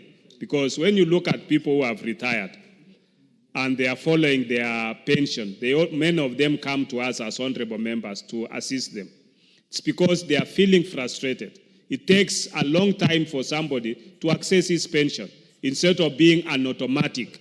I think with now that all the ministries are going to be digitized, it should be automatic transition so that when somebody retires or does not get another term for Parliament and is qualified to access pension, that pension should be automatic. You have no business following from one office to another, and then you are being told that your file is in this office, your file has not been seen, it is disappeared, until you cough some money so that your file can be found. I think it's a shame and embarrassing, and it's a fraud and corruption that should be done away with. As we fight against corruption, there are little corruptions, which looks like the way you are driving in a road and you find even a matatu which has no problem. The policeman needs to be given a kickback. So these kickbacks at the National Treasury for our retirees should be able to stop. And for us to make it more easier is for us to make sure that, because parliamentary staff, their pension is being managed in Parliament through parliamentary scheme.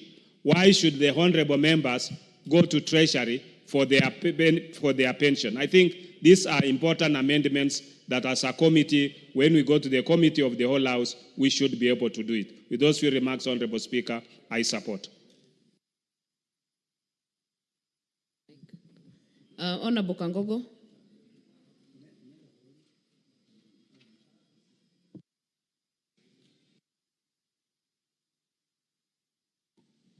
Thank you, Thank you, Honorable Speaker, for giving me this opportunity to support the bill and also to congratulate my good friend, Dr. Makali, for bringing this bill. Madam Speaker, many of our former colleagues who are in this house before us, many of them, they are languishing out there, and they cannot even afford to go to hospital or afford a small medical cover. Madam Speaker, I want to thank the Honorable Makali Molo and the former MP for Mwatate, the current governor of Taita, because he initiated this bill. And Madam Speaker, this bill is going to help all of us who are in this house today and our colleagues who are going to come after us. Madam Speaker, we have seen many of our former members, they sometimes come here to see us, the current members of parliament, to help them in medical schemes here and there. And I'm happy that also part of this bill is to clean the current pension act and also to align it with the constitution. Madam Speaker, many a times, as such a bill, you will find that it is reported outside there. And this is something we need to caution the media and the people out there. Because sometimes a bill which touches members of parliament, you will find that the headline is tomorrow is members of parliament, they want to increase themselves billions of money in terms of pensions. We want to make it very clear, Madam Speaker, that the pension scheme and the pension act we are doing today, it is a contributory scheme from our own salaries, from our own payments. What we are only saying is that this scheme to be ministered or to be administered here by Parliamentary Service Commission. Because currently, as we contribute, it goes to the consolidated account or the consolidated fund. So it is not different and there is no additional money that, the exchequer or the treasury is going to add to Parliament. So that is number one. Number two, Honorable Speaker, members of parliament, our work is completely different and unique from other civil servants. You will find that a member of parliament, as young as we have some members who are here, you are serving after 5-year term or 2 terms. Those who are at their 20s now or at their 30s, even they are going to serve for 2 terms, they will be at 40 or 30 something. And now, if they cannot be re-elected again, Madam Speaker, this bill is going to heal the situation where a member who has served 2 terms and retire at 35 or at 40 is supposed to wait up to 60 years. And that member served very well in this house. When you retire at 40, you should be able to access your pension and move on with life. So, Madam Speaker, I really want to support this and ask our colleagues that let's support this bill. Madam Speaker, also, as I wind up, we need also to look into, which is not part of this bill, we have members of parliament here who have served 5 years, 5 terms, 4 terms, 3 terms. Madam Speaker, it should be, even the Parliamentary Service Commissioners, they should look into that issue, because you cannot have a member of parliament who have served 5 years, coming even the 6th term, and then is paid almost the same as member of parliament who has just come in the other day. International labor laws, salaries are always upward trajectory. It should be, Madam Speaker, that me and you who came 2013, our salary should be a bit higher by a certain percentage than those who are serving the first term. So that now, if you check at the mainstream civil service, every year they are getting some increment. Members of parliament who have served 5 terms should have, their salaries should be more than those of us who are serving the 2nd term or the 1st term. With those many remarks, Madam Speaker, I want to support.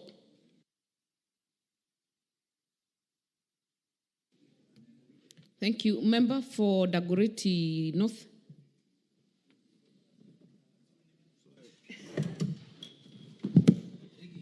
Thank you, Madam Speaker, for giving me this opportunity, Madam Speaker, to support this bill. Madam Speaker, first I want to thank the Honorable Makalu. And I know I will tell you through an experience that we saw some of our members, Madam Speaker, when we left Senate after 2013. And we were able to see how they have struggled. And sometimes, yes, a member is given gratuity.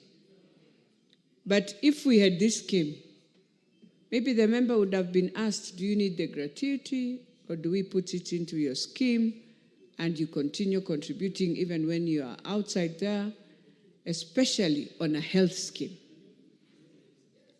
Madam Speaker, we have our former colleagues who had created a team, and that team was supporting each other to ensure they have paid money to NHIF for their medical health. And I will tell you today, now that NHIF has gone, I know our fellow members are now back to struggle on matters health. And so while we support this parliamentary pensions bill, one of the things we need to be asking ourselves that is very critical is that we have to. What is out of order, Honorable Makau?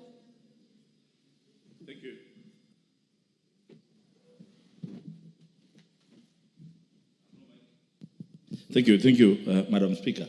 Madam Speaker, I've just heard the honorable member say the NHIF, where former members were enjoying, is no longer there.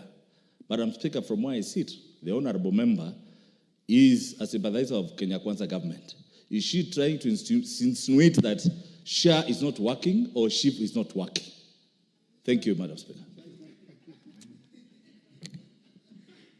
Honorable Elachi. Honorable Makalu, you are a commissioner, a bigger sympathizer of government because you are a commissioner of this house under the government. And this arm is an arm of government. So there's no member of parliament who is a sympathizer of another arm of government. You should understand that. But having said that, Madam Speaker, I think what Commissioner didn't understand, I think I need to rephrase it. After our colleagues and most of us left, they formed a group. They went to NHIF. They negotiated for a package of health for families, very privately, but all of them are former members of parliament. And therefore, even if SHA is there, which it is there is a process they will have to go through for them to come back to have the same package they used to have.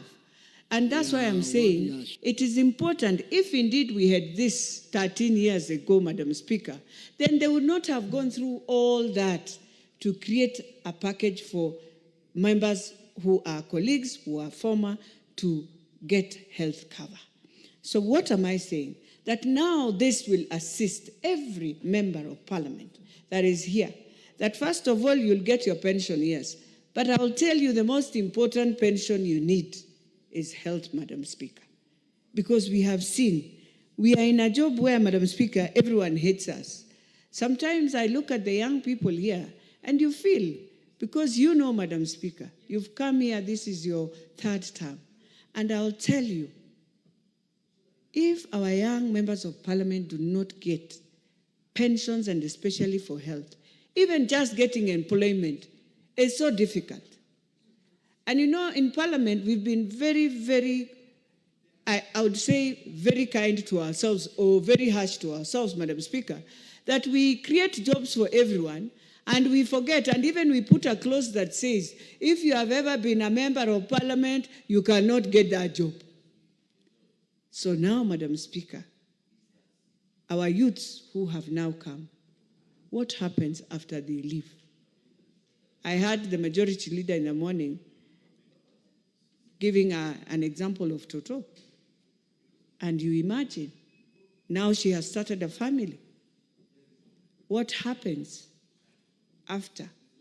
So this is one scheme I would tell the Commission, you are doing it, and we want to congratulate you and to thank you for thinking that. But I want us to go further and push through to ensure the health one works even before this.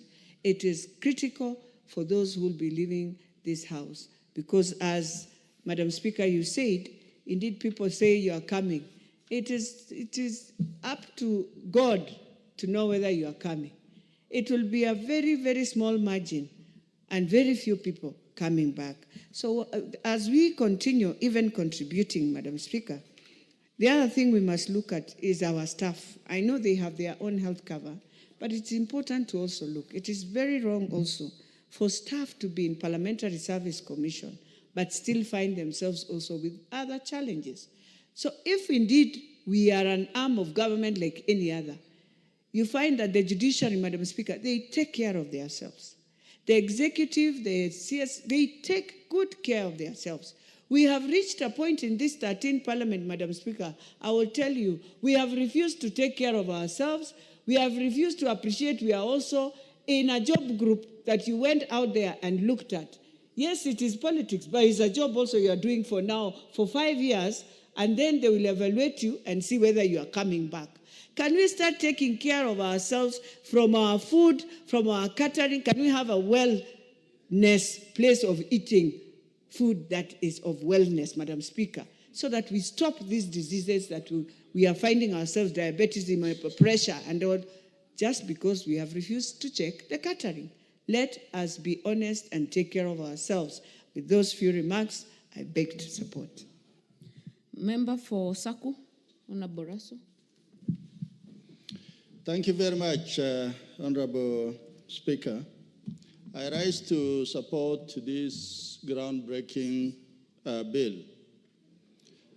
Yesterday, the minority leader raised something also very important about the members of parliament, those who sit in this house and those who sit in the Senate.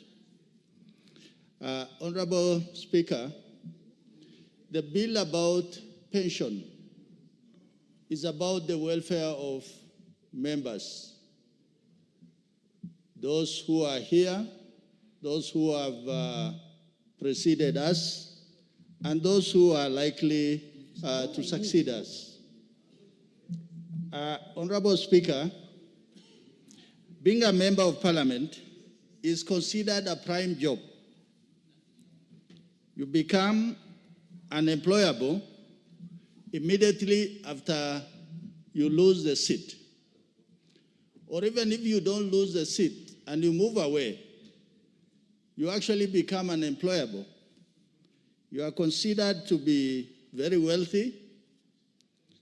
You are considered to have been on high salaries. That in Kenyan parlance, you call it superscale. So for that reason, you are not an ordinary citizen. And that is where all members who pass through this house must understand whether you are a fresh man or woman, or whether you are a 3-term or a 4-term member. Madam Speaker, pension or pensioners, as you retire or you lose a seat, your income is reduced. Your friends also are reduced. When we are in this house, we have very many friends that your phone is jammed. But as soon as you lose the seat, actually nobody bothers to even greet you on the street, because people know that maybe you have a bank loan, you want to ask for assistance. Even lawyers, as you approach them, because your mortgage has run out, you want the firm of lawyers that normally call you, if you approach them, they are very reluctant to even take your call, let alone assisting you pro bono, because you used to sit in this house. Madam Speaker, they say health is wealth. I think the 4 bills that we have passed in this House about the universal health care, the SHA and the SHE, one thing we as a House, we must stand on our feet to make sure that Kenya has a good health system that will not just serve this generation, but for posterity. Today, what is making the life of Kenyans as we go around, it's not really food. People will complain about a lot of things, but the most expensive thing is healthcare.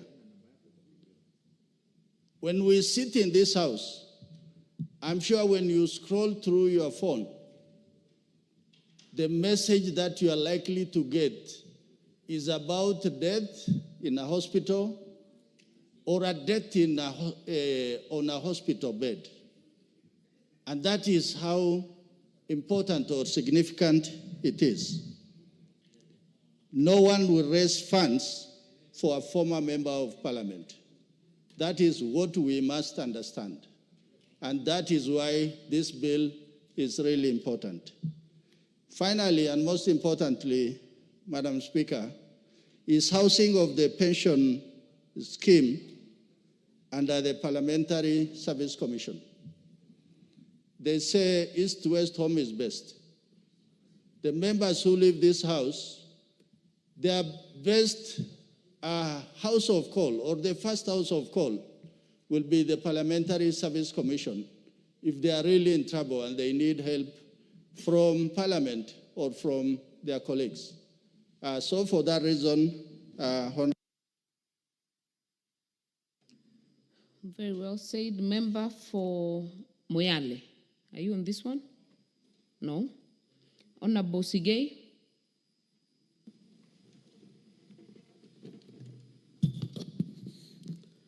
Thank you, Honorable Speaker, for giving me this opportunity to also contribute to this very important amendment bill. Madam Speaker, on the onset, I would like to thank the sponsor of this bill, Dr. Makali Muli, and those who started earlier to move in this direction. Madam Speaker, I want to support is that artificial intelligence will take away human jobs. Machine learning. Because for a long time, the act has been obsolete almost. And Madam Speaker, this is high time. I call this bill, Madam Speaker, a bill of life and death. It's a serious bill, Madam Speaker. When you look at former MPs who come to our area, you look at the way they are, those who are at home, Madam Speaker, you sympathize. And this is the reason why we support this motion. I want to also support the suggestion that this bill, the insurance should be domiciled in the Parliamentary Service Commission. Madam Speaker, I want to support this motion. One of the areas which we have a problem is mainly medical cover. And Madam Speaker, I've had an experience because at one time we also retired and we had a very difficult time, but we had NHIF to support us. Madam Speaker, I know if we can have SHARE as a new medical cover, it will support this nation. Madam Speaker, I want to end by saying, while we are supporting ourselves as members of parliament, I need to bring in the issue of national treasury. Many a times, Madam Speaker, we have a problem of supporting our teachers. The cases we have now, Madam Speaker, is the delay in processing the pensions of our teachers. I have about 20 cases. Teachers come to Nairobi here, Madam Speaker, to follow their pension. And it takes eternity for these people to get their pension. We would like also to appeal to National Treasury to reform the way they are processing the pensions for our teachers. They are suffering. And most of them are dying because they cannot get their pension. So, Madam Speaker, I want to support this motion and urge this House to really move in and support. And I want to also emphasize that we are paying for this pension as members of Parliament. And nobody out there, because I think we should also ask our people to change their minds out there, the attitude they have for this House. They take members of Parliament as enemies. They always talk negatively about members of Parliament. We would like our people to change. We are making this country a country to live in, and we are very happy, Madam Chair, Madam Speaker, that we are moving this direction, and I want to support this motion. Thank you, Madam Speaker. Thank you. Member for Kinangop.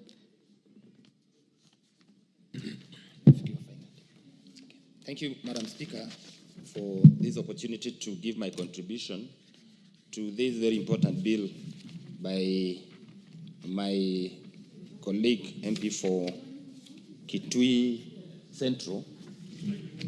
And Madam Speaker, from the word go, I want to support the same for one simple reason, that one, we are 14 years late to aligning this act with the realities that are in our constitution.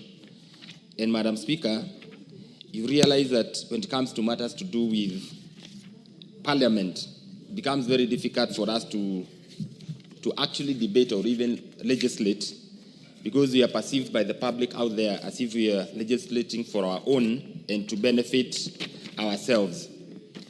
And it's a cardinal rule, Madam Speaker, even as you serve food at home, being a mother like you are, Madam Speaker, you do not serve everybody else and not serve yourself, so that then that you're not perceived to be selfish. And I think it is right for this Parliament to just act right. Despite the noise, people will always make noise whether we do the right thing, whatever it is that we do, there shall be some level of resistance from the voters, and because we run offices that are very competitive. Madam Speaker, I have taken keen interest just to look at how other arms of government deal with themselves. And I can tell you for sure, one of the arms of the government that we sit in, that is the legislature, is completely bastardized and does not seem really to be seen. It is not perceived by the public out there as if there is anything good that can come out of this House. We have had members of Parliament who've sacrificially served their constituents for many years in this House.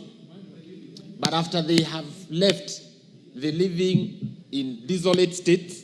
They cannot take care of themselves, because by the time you leave this House, three things will have happened. You'll have lost your wealth, you'll have lost your health, you'll have lost your friends. That being the case, Mr. Speaker, we must not lose ourselves. We may lose everything else, but never lose ourselves.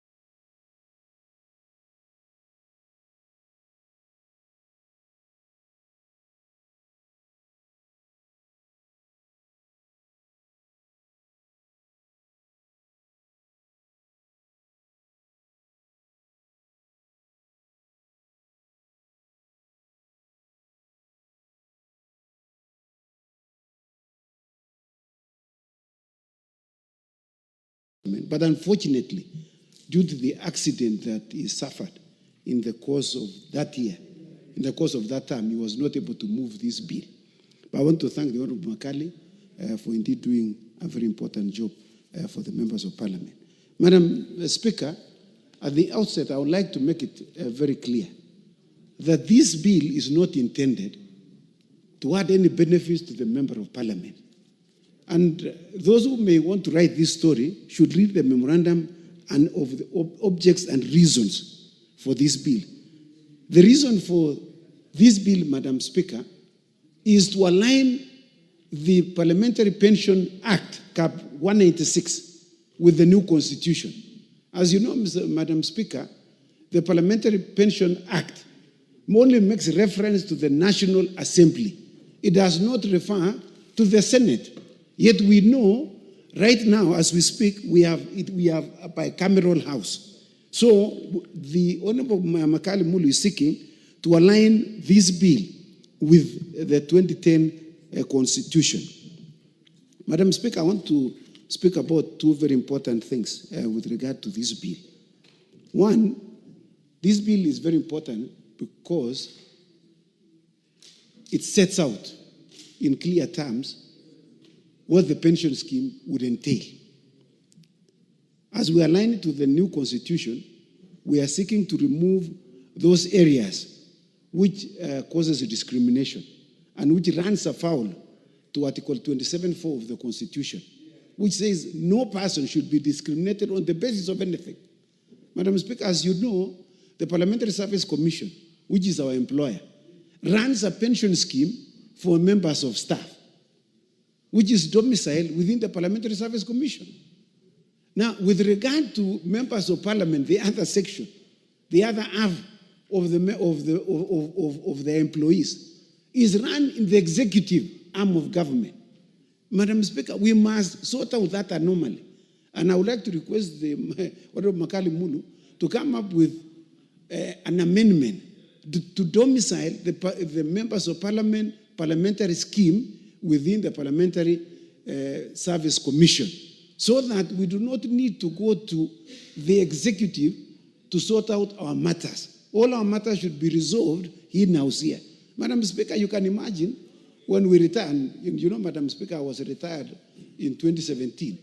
So when I was going to look for my gratuity, I was told from one floor to the other. I was told, go to floor number 7 in Treasury Building.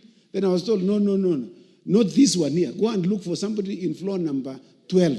So I go to floor number 12 and I was told, no, go to floor number 9. So, and you know, we are totally frustrated at that time. You've been thrown out, you are without money, and you're hoping that you can get something. Madam Speaker, if this scheme was domiciled in Parliament, in the Parliamentary Service Commission, I would just walk over to the offices, and we know it. Why should we be sent to a place where we have not worked? I'm not a member in the executive. The second thing that we must ensure that this bill provides is the question of the post-retirement medical scheme. Madam Speaker, we have very many schemes here. We have the mortgage scheme, we have the loan scheme, we have many schemes. Why don't we have this scheme, which is beneficial to members? And we are saying it's going to be contributory.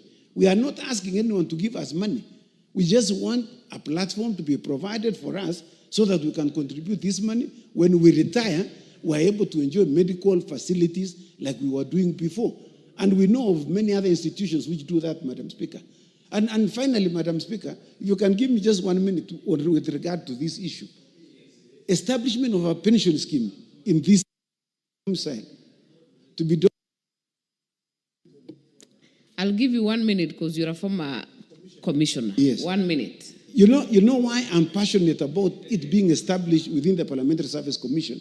When I was a CEO of CAK, at that time CCK, a very small institution with 130 members, we had our own pension scheme.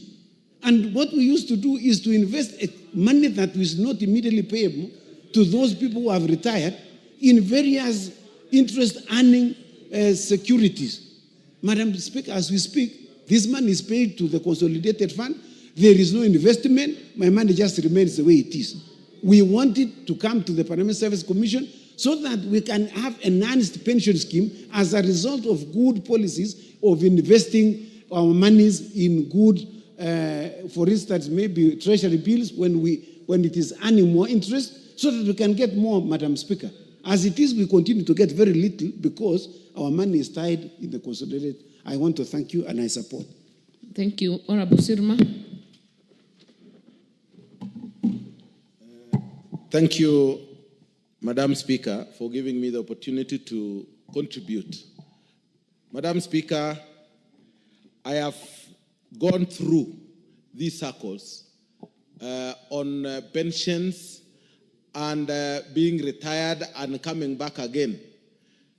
Madam Speaker, I want to pay tribute to Makalo Mulu for doing a good job.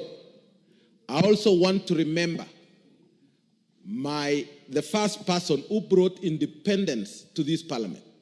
Madam Speaker, many of you do not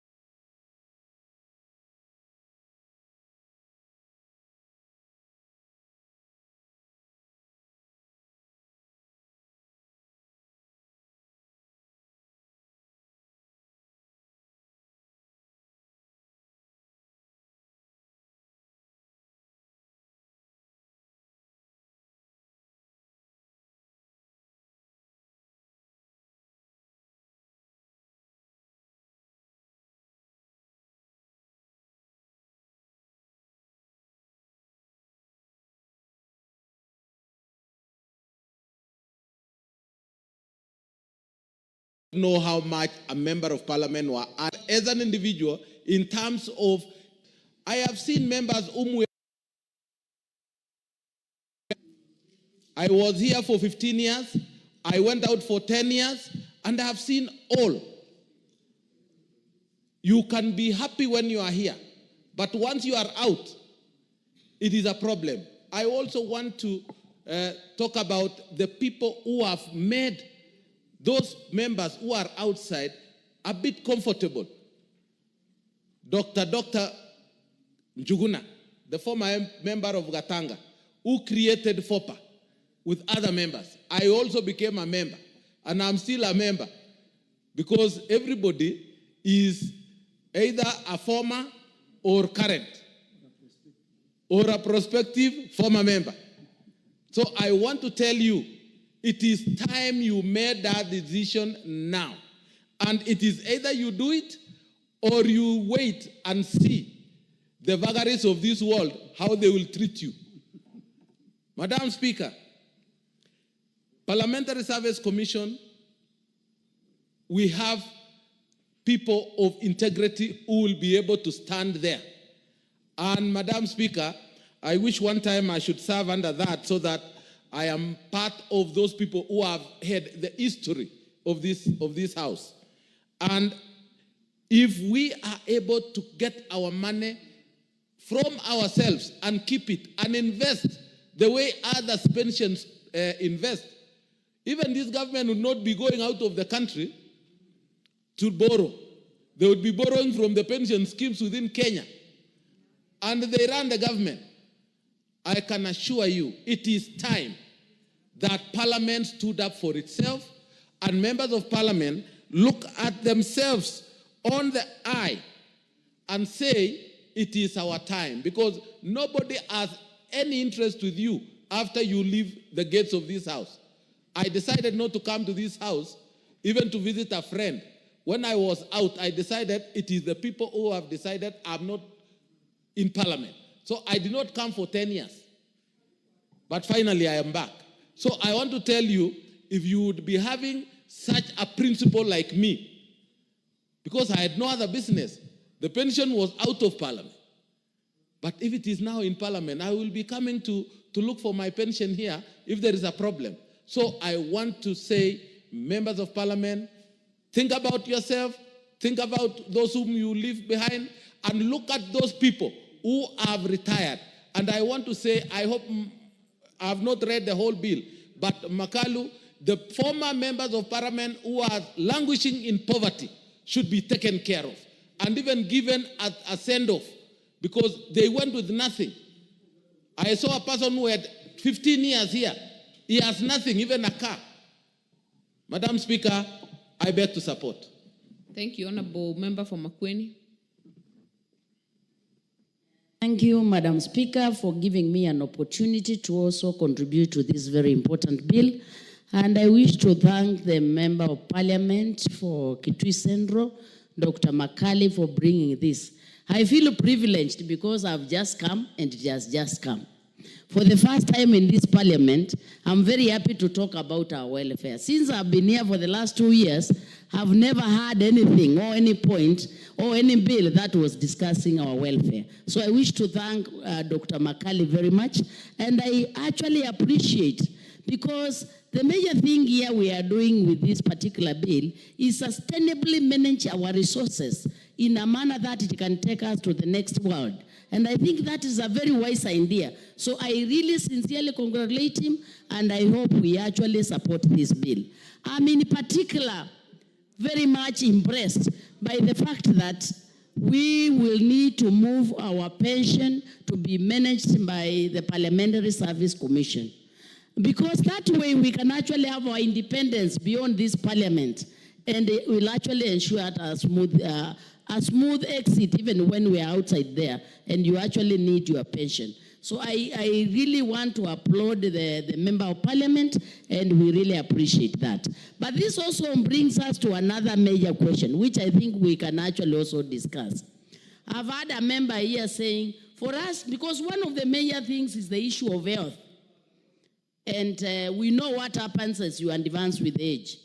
And I really liked the advice that people told us to go to gym and be healthy and we eat well. That's a very good point. But one other stressor which we are getting, which I think as we reflect on this bill is also taken in consideration, is our dues.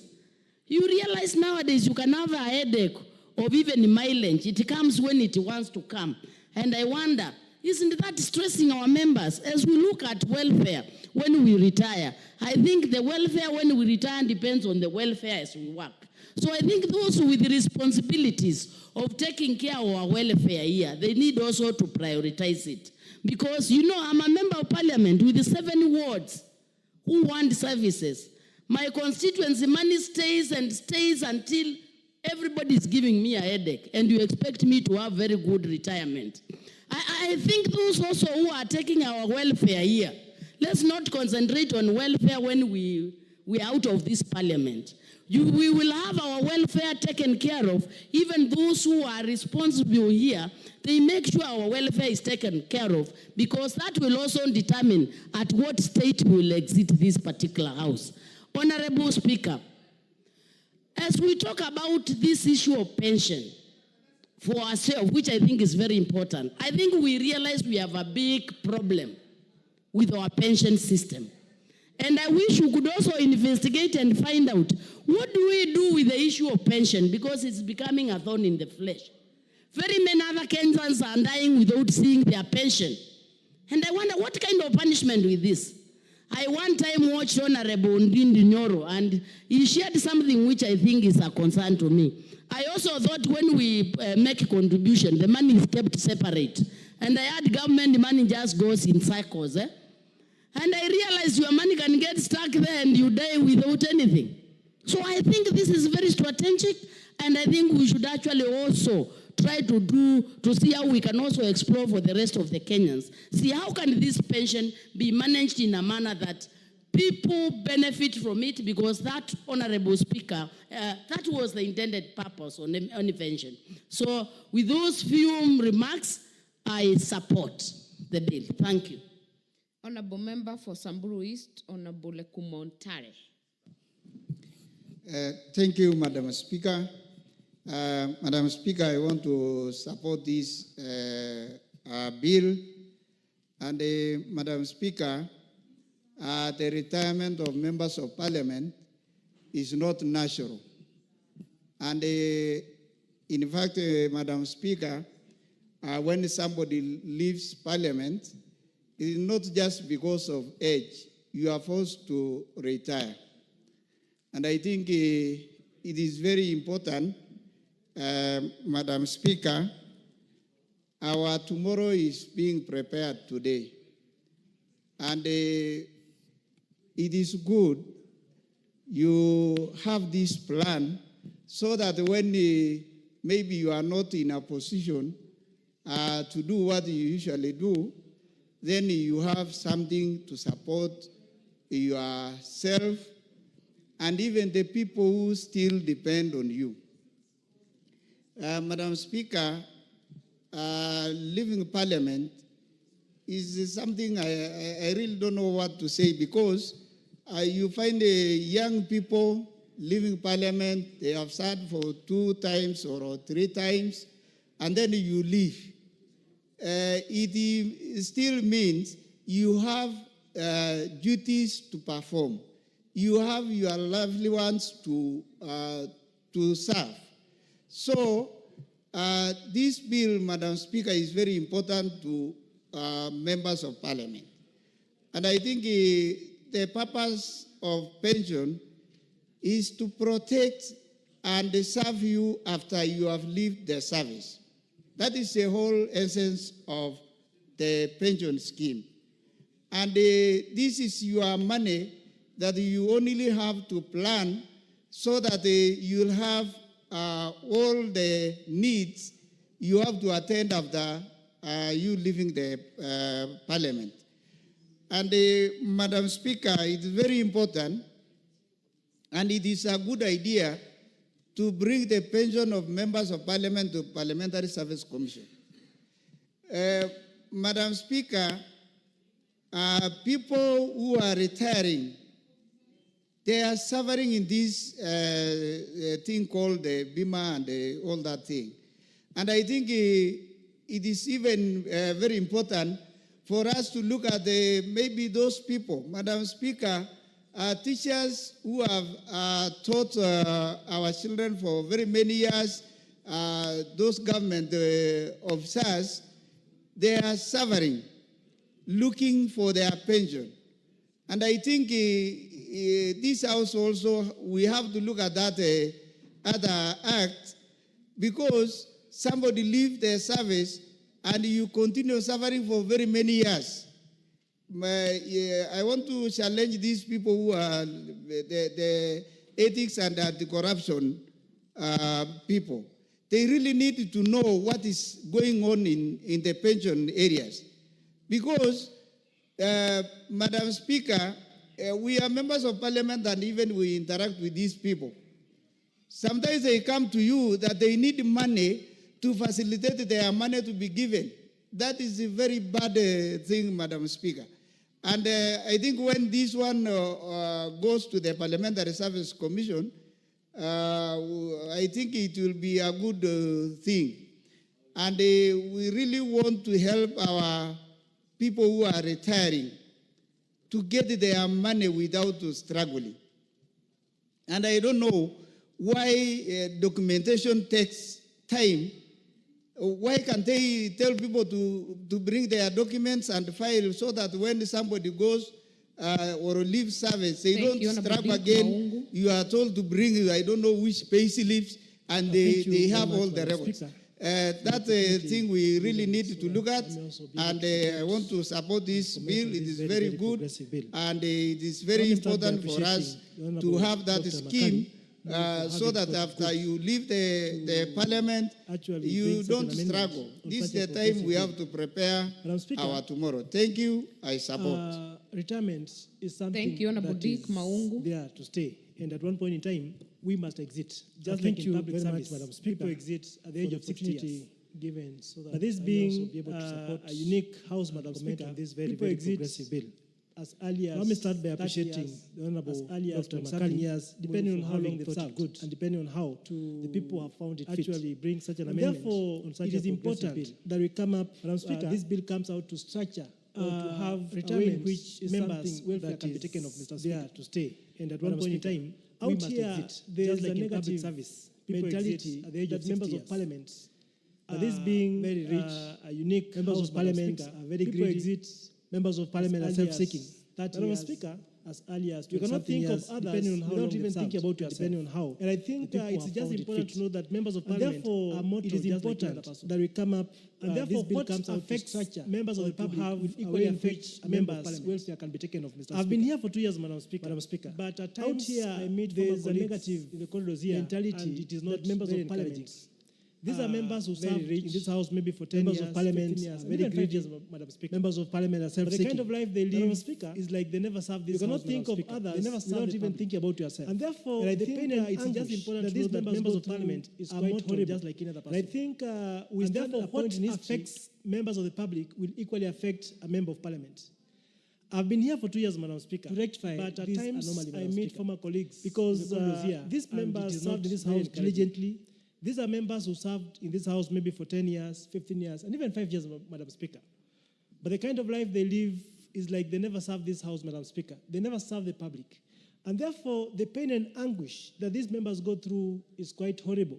And I think we stand at a point in history to rectify this anomaly, Madam Speaker. Because these members served in this house diligently. They serve their people and serve the nation.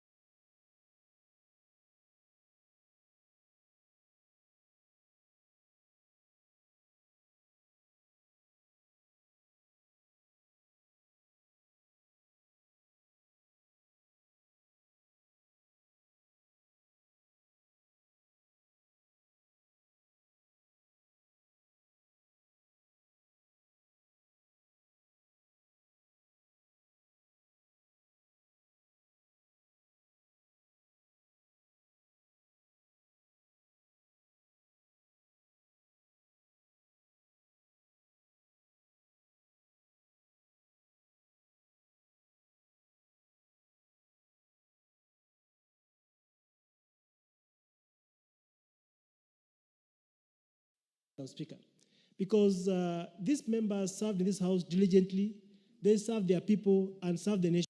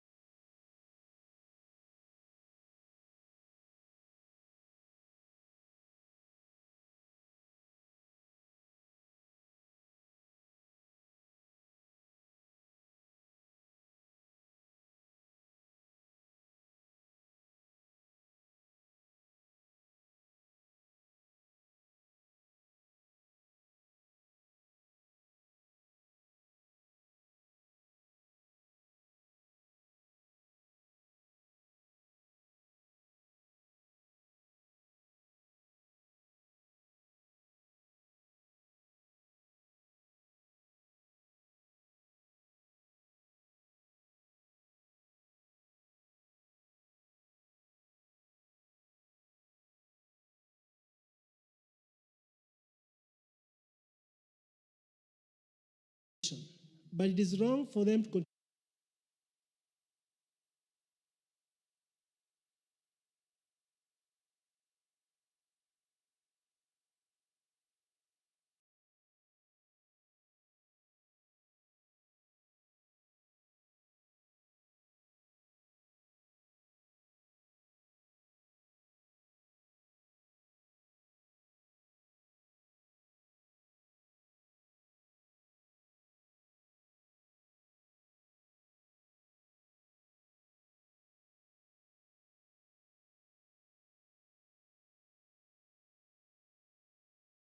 Parliament, and even we interact with these people.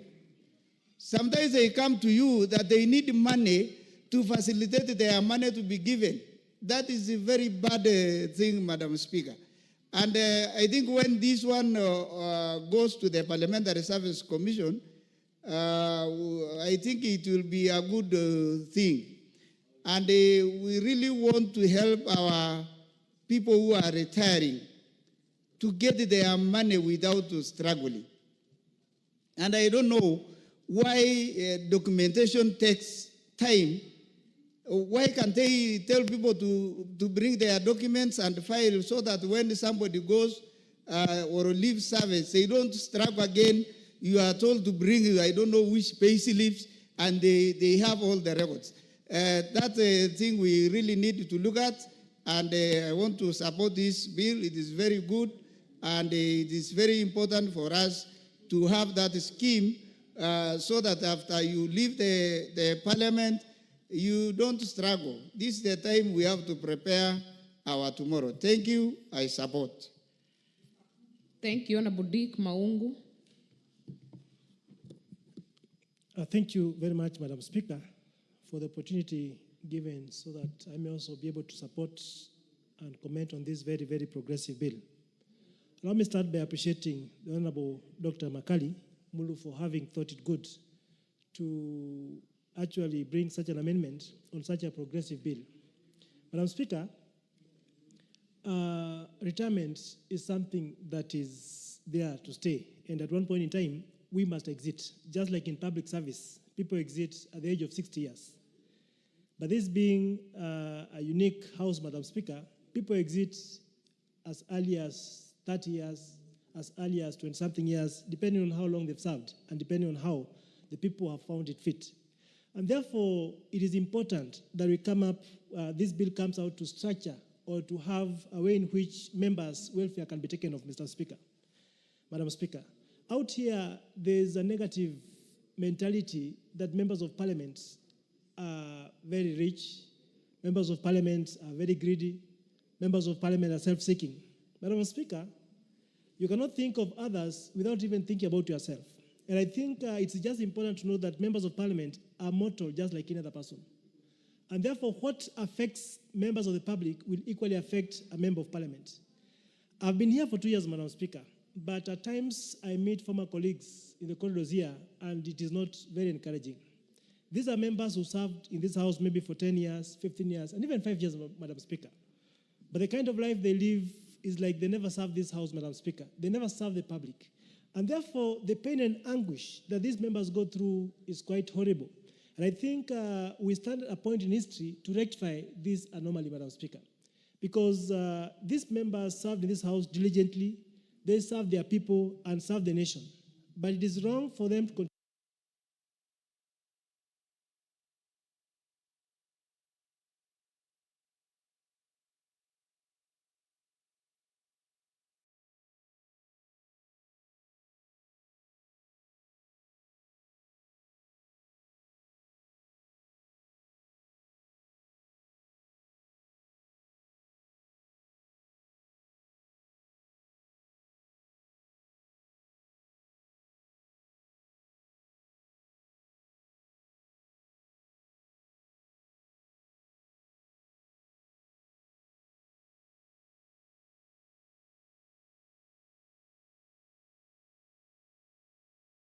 We are seeking to remove those areas which causes discrimination and which runs afoul to Article 27(4) of the Constitution, which says no person should be discriminated on the basis of anything.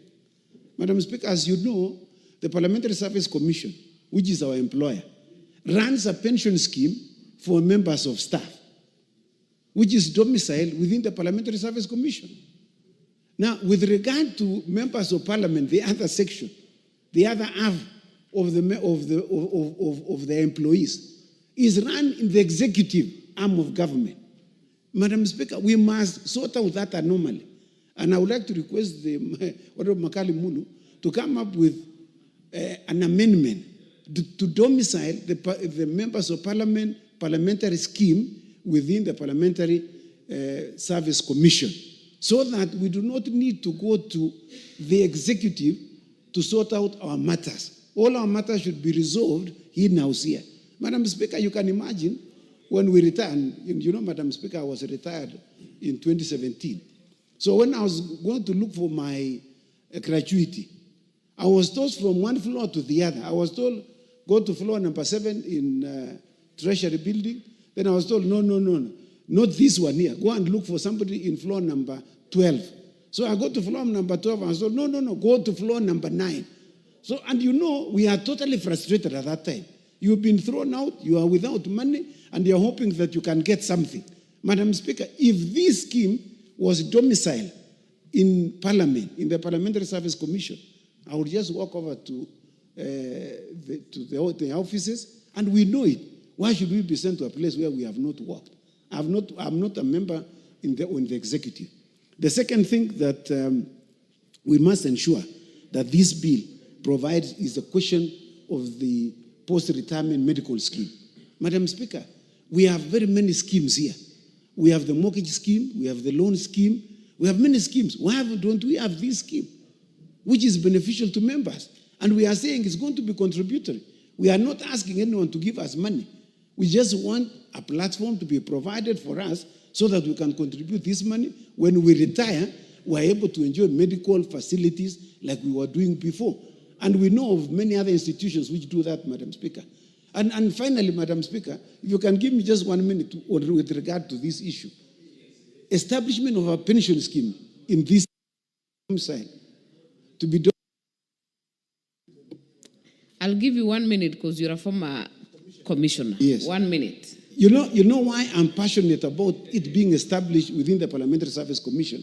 When I was a CEO of CAK, at that time CCK, a very small institution with 130 members, we had our own pension scheme.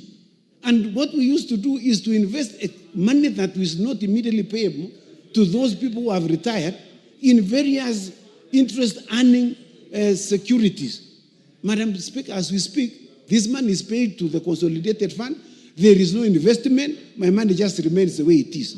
We want it to come to the Parliamentary Service Commission so that we can have an enhanced pension scheme as a result of good policies of investing our monies in good, for instance, maybe treasury bills when it is earning more interest, so that we can get more, Madam Speaker.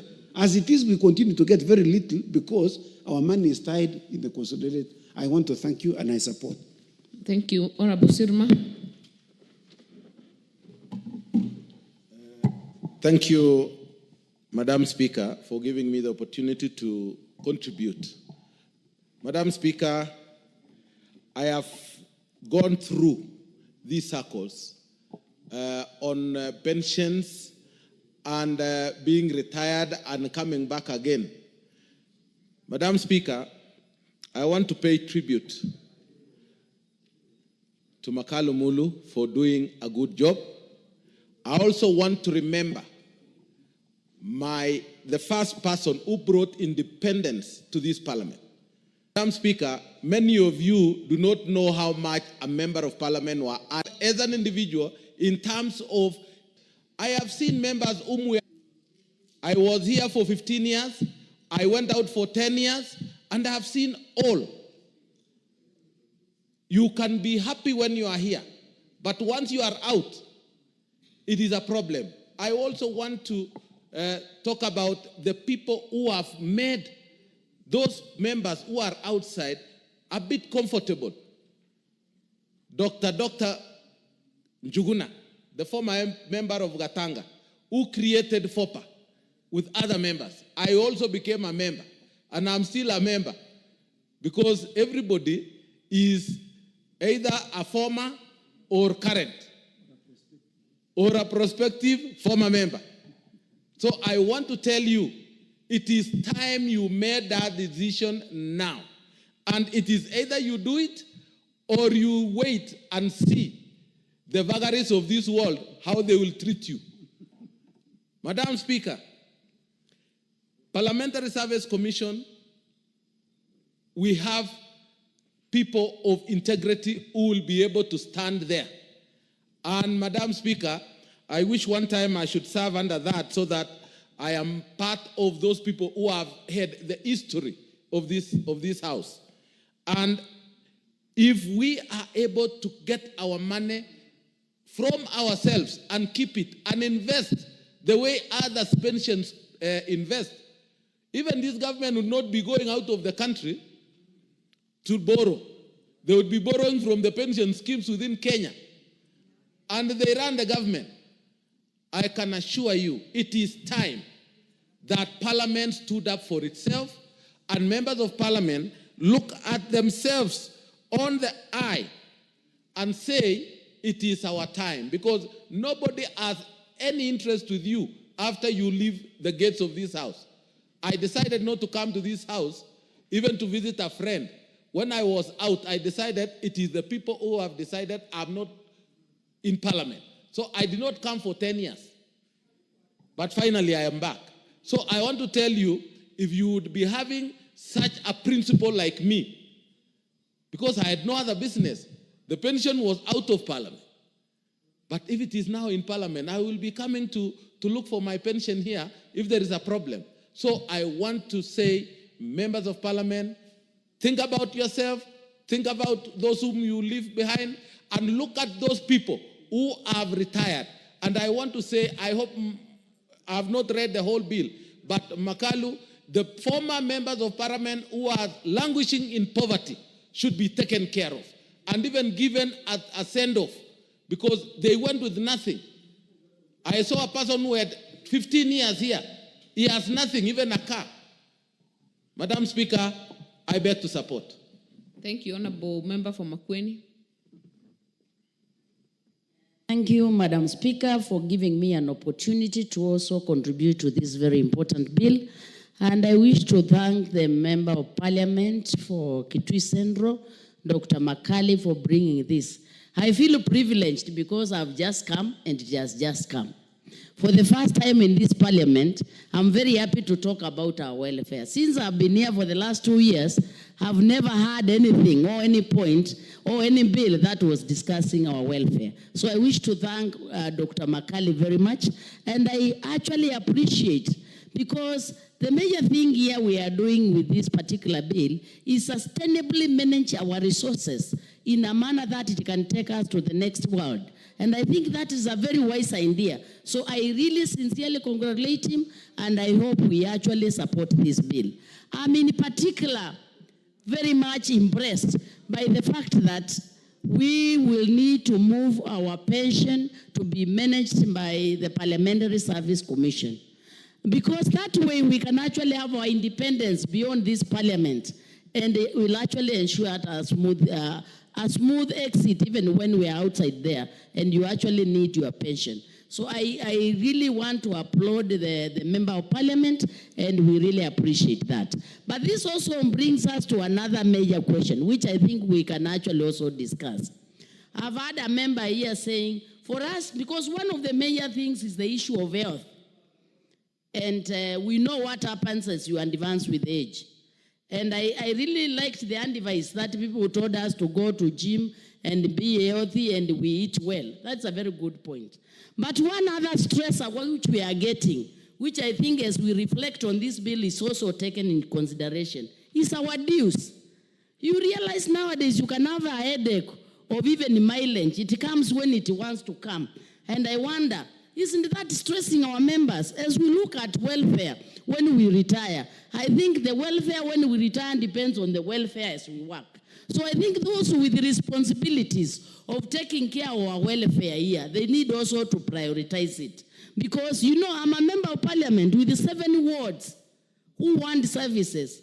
My constituency money stays and stays until everybody is giving me a headache, and you expect me to have very good retirement.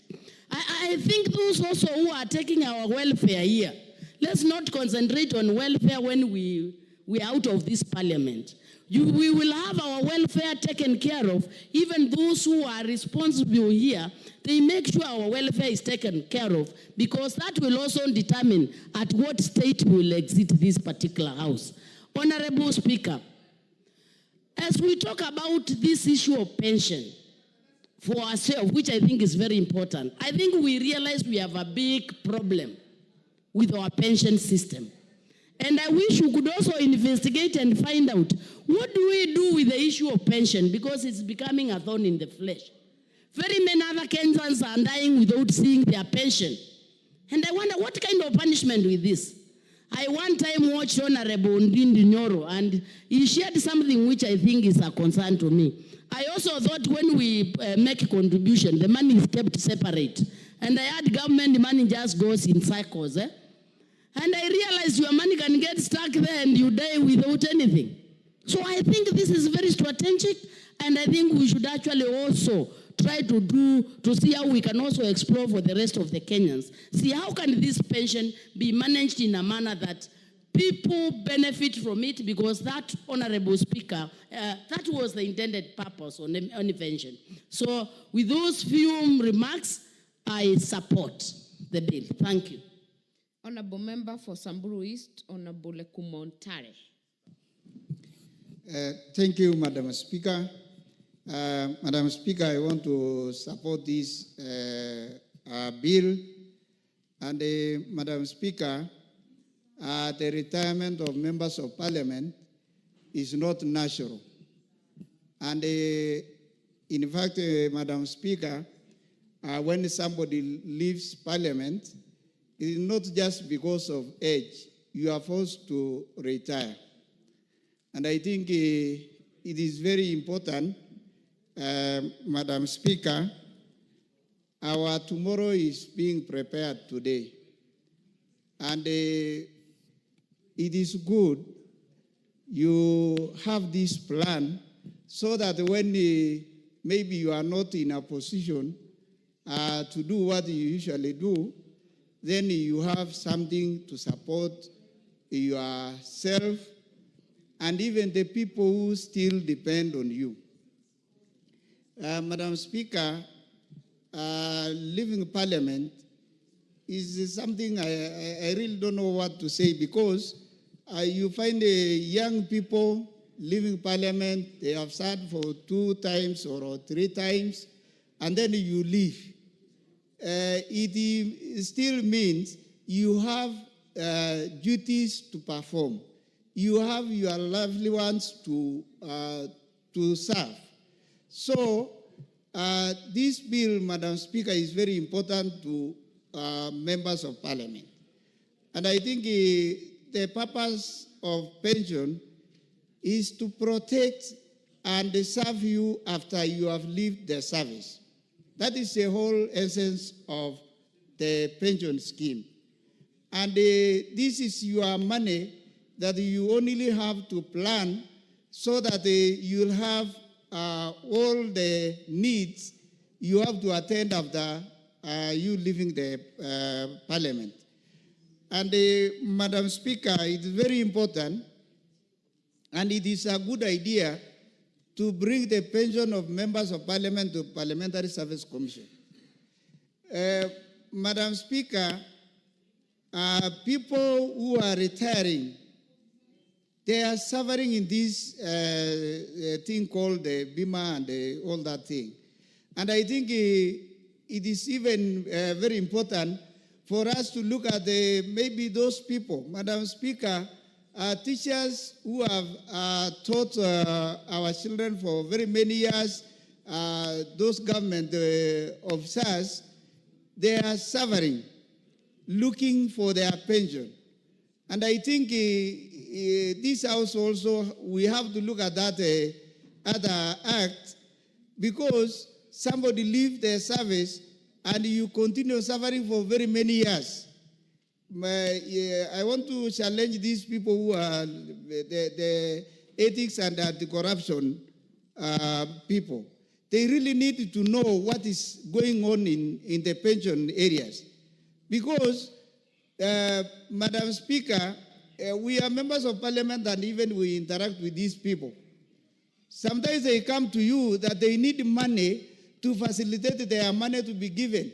That is a very bad thing, Madam Speaker. And I think when this one goes to the Parliamentary Service Commission, I think it will be a good thing. And we really want to help our people who are retiring to get their money without struggling. And I don't know why documentation takes time. Why can't they tell people to bring their documents and file so that when somebody goes or leaves service, they don't struggle again. You are told to bring, I don't know which pay slips, and they have all the records. That's a thing we really need to look at, and I want to support this bill. It is very good, and it is very important for us to have that scheme so that after you leave the parliament, you don't struggle. This is the time we have to prepare our tomorrow. Thank you. I support. Thank you, Honorable Dick Maungu. Thank you very much, Madam Speaker, for the opportunity given so that I may also be able to support and comment on this very, very progressive bill. Allow me to start by appreciating the Honorable Dr. Makali Mulu for having thought it good to actually bring such an amendment on such a progressive bill. Madam Speaker, retirement is something that is there to stay, and at one point in time, we must exit. Just like in public service, people exit at the age of 60 years. But this being a unique house, Madam Speaker, people exit as early as 30 years, as early as 20-something years, depending on how long they've served and depending on how the people have found it fit. And therefore, it is important that we come up, this bill comes out to structure or to have a way in which members' welfare can be taken of, Mr. Speaker. Madam Speaker, out here, there's a negative mentality that members of parliament are very rich, members of parliament are very greedy, members of parliament are self-seeking. Madam Speaker, you cannot think of others without even thinking about yourself. And I think it's just important to know that members of parliament are mortal just like any other person. And therefore, what affects members of the public will equally affect a member of parliament. I've been here for 2 years, Madam Speaker, but at times I meet former colleagues in the corridors here, and it is not very encouraging. These are members who served in this house maybe for 10 years, 15 years, and even 5 years, Madam Speaker. But the kind of life they live is like they never served this house, Madam Speaker. They never serve the public. And therefore, the pain and anguish that these members go through is quite horrible. And I think we stand at a point in history to rectify this anomaly, Madam Speaker. Because these members served in this house diligently, they serve their people and serve the nation. But it is wrong for them to continue. Even after leaving parliament, you carry that title with you. When it's really needed to the members of parliament. Thank you, Madam Speaker. Thank you, Honorable North, Honorable Pareyo. Uangalie mambo ya maslahi. Sana hii mswada sababu inaongea mambo ya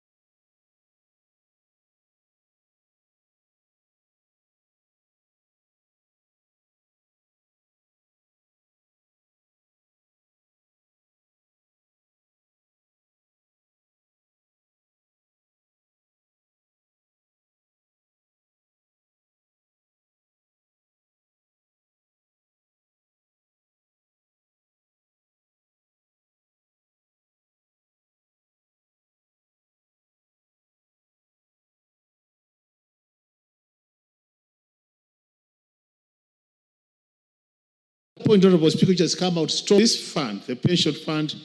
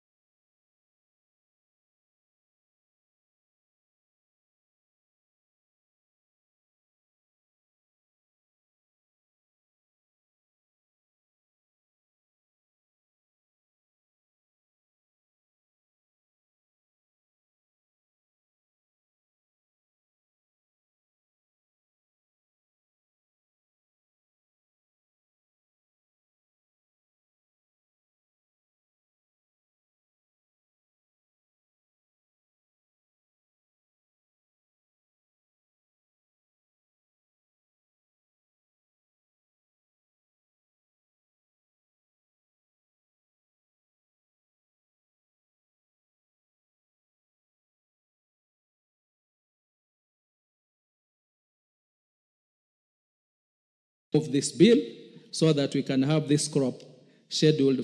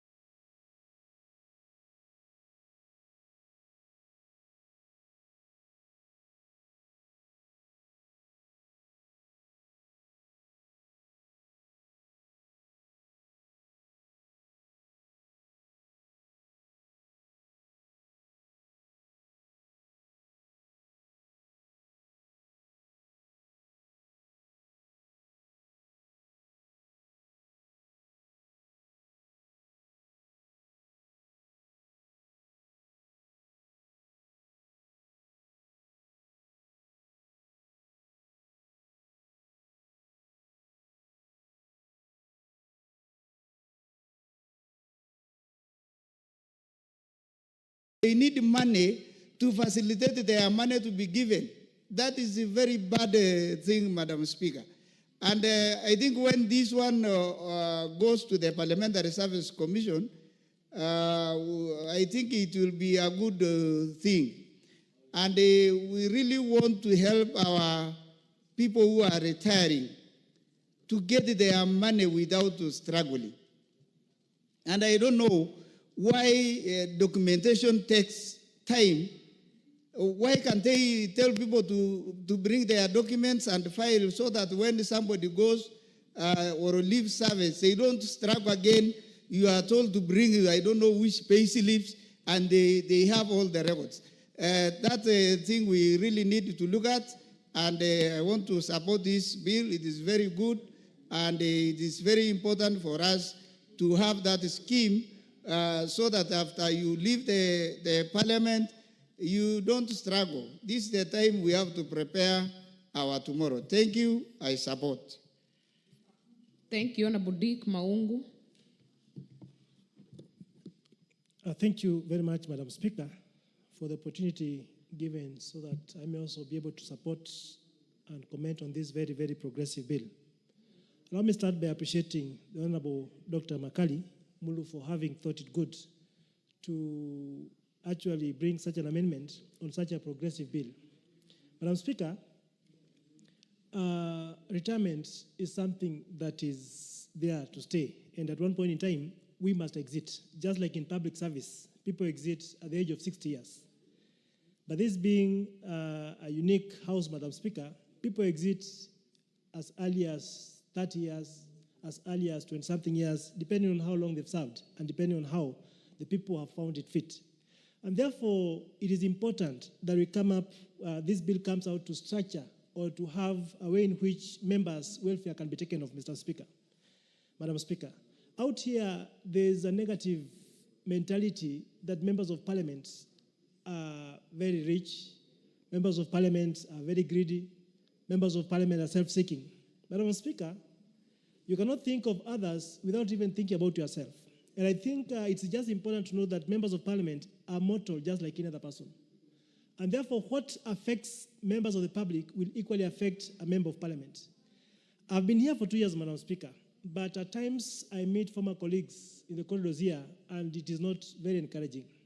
These are members who served in this house maybe for 10 years, 15 years, and even 5 years, Madam Speaker. But the kind of life they live is like they never served this house, Madam Speaker. They never serve the public. And therefore, the pain and anguish that these members go through is quite horrible. And I think we stand at a point in history to rectify this anomaly, Madam Speaker. Because these members served in this house. Pia itakuwa inatambulika kwamba even after leaving parliament, you carry that title with you. When it's really needed to the members of parliament. Thank you, Madam Speaker. Narok North, Honorable Pareyo. Uangalie mambo ya maslahi. Sana hii mswada sababu inaongea mambo ya point, Honorable Speaker, just come out strong. This fund, the pension fund of this bill so that we can have this crop scheduled. Inabidi nizungumze kwenye njia ambayo italeta utata kidogo. Tukiangalia katika kila sehemu ama kila region, watu wanufaika kwa miti ambao yatokamana kule kwao. Mfano tukiangalia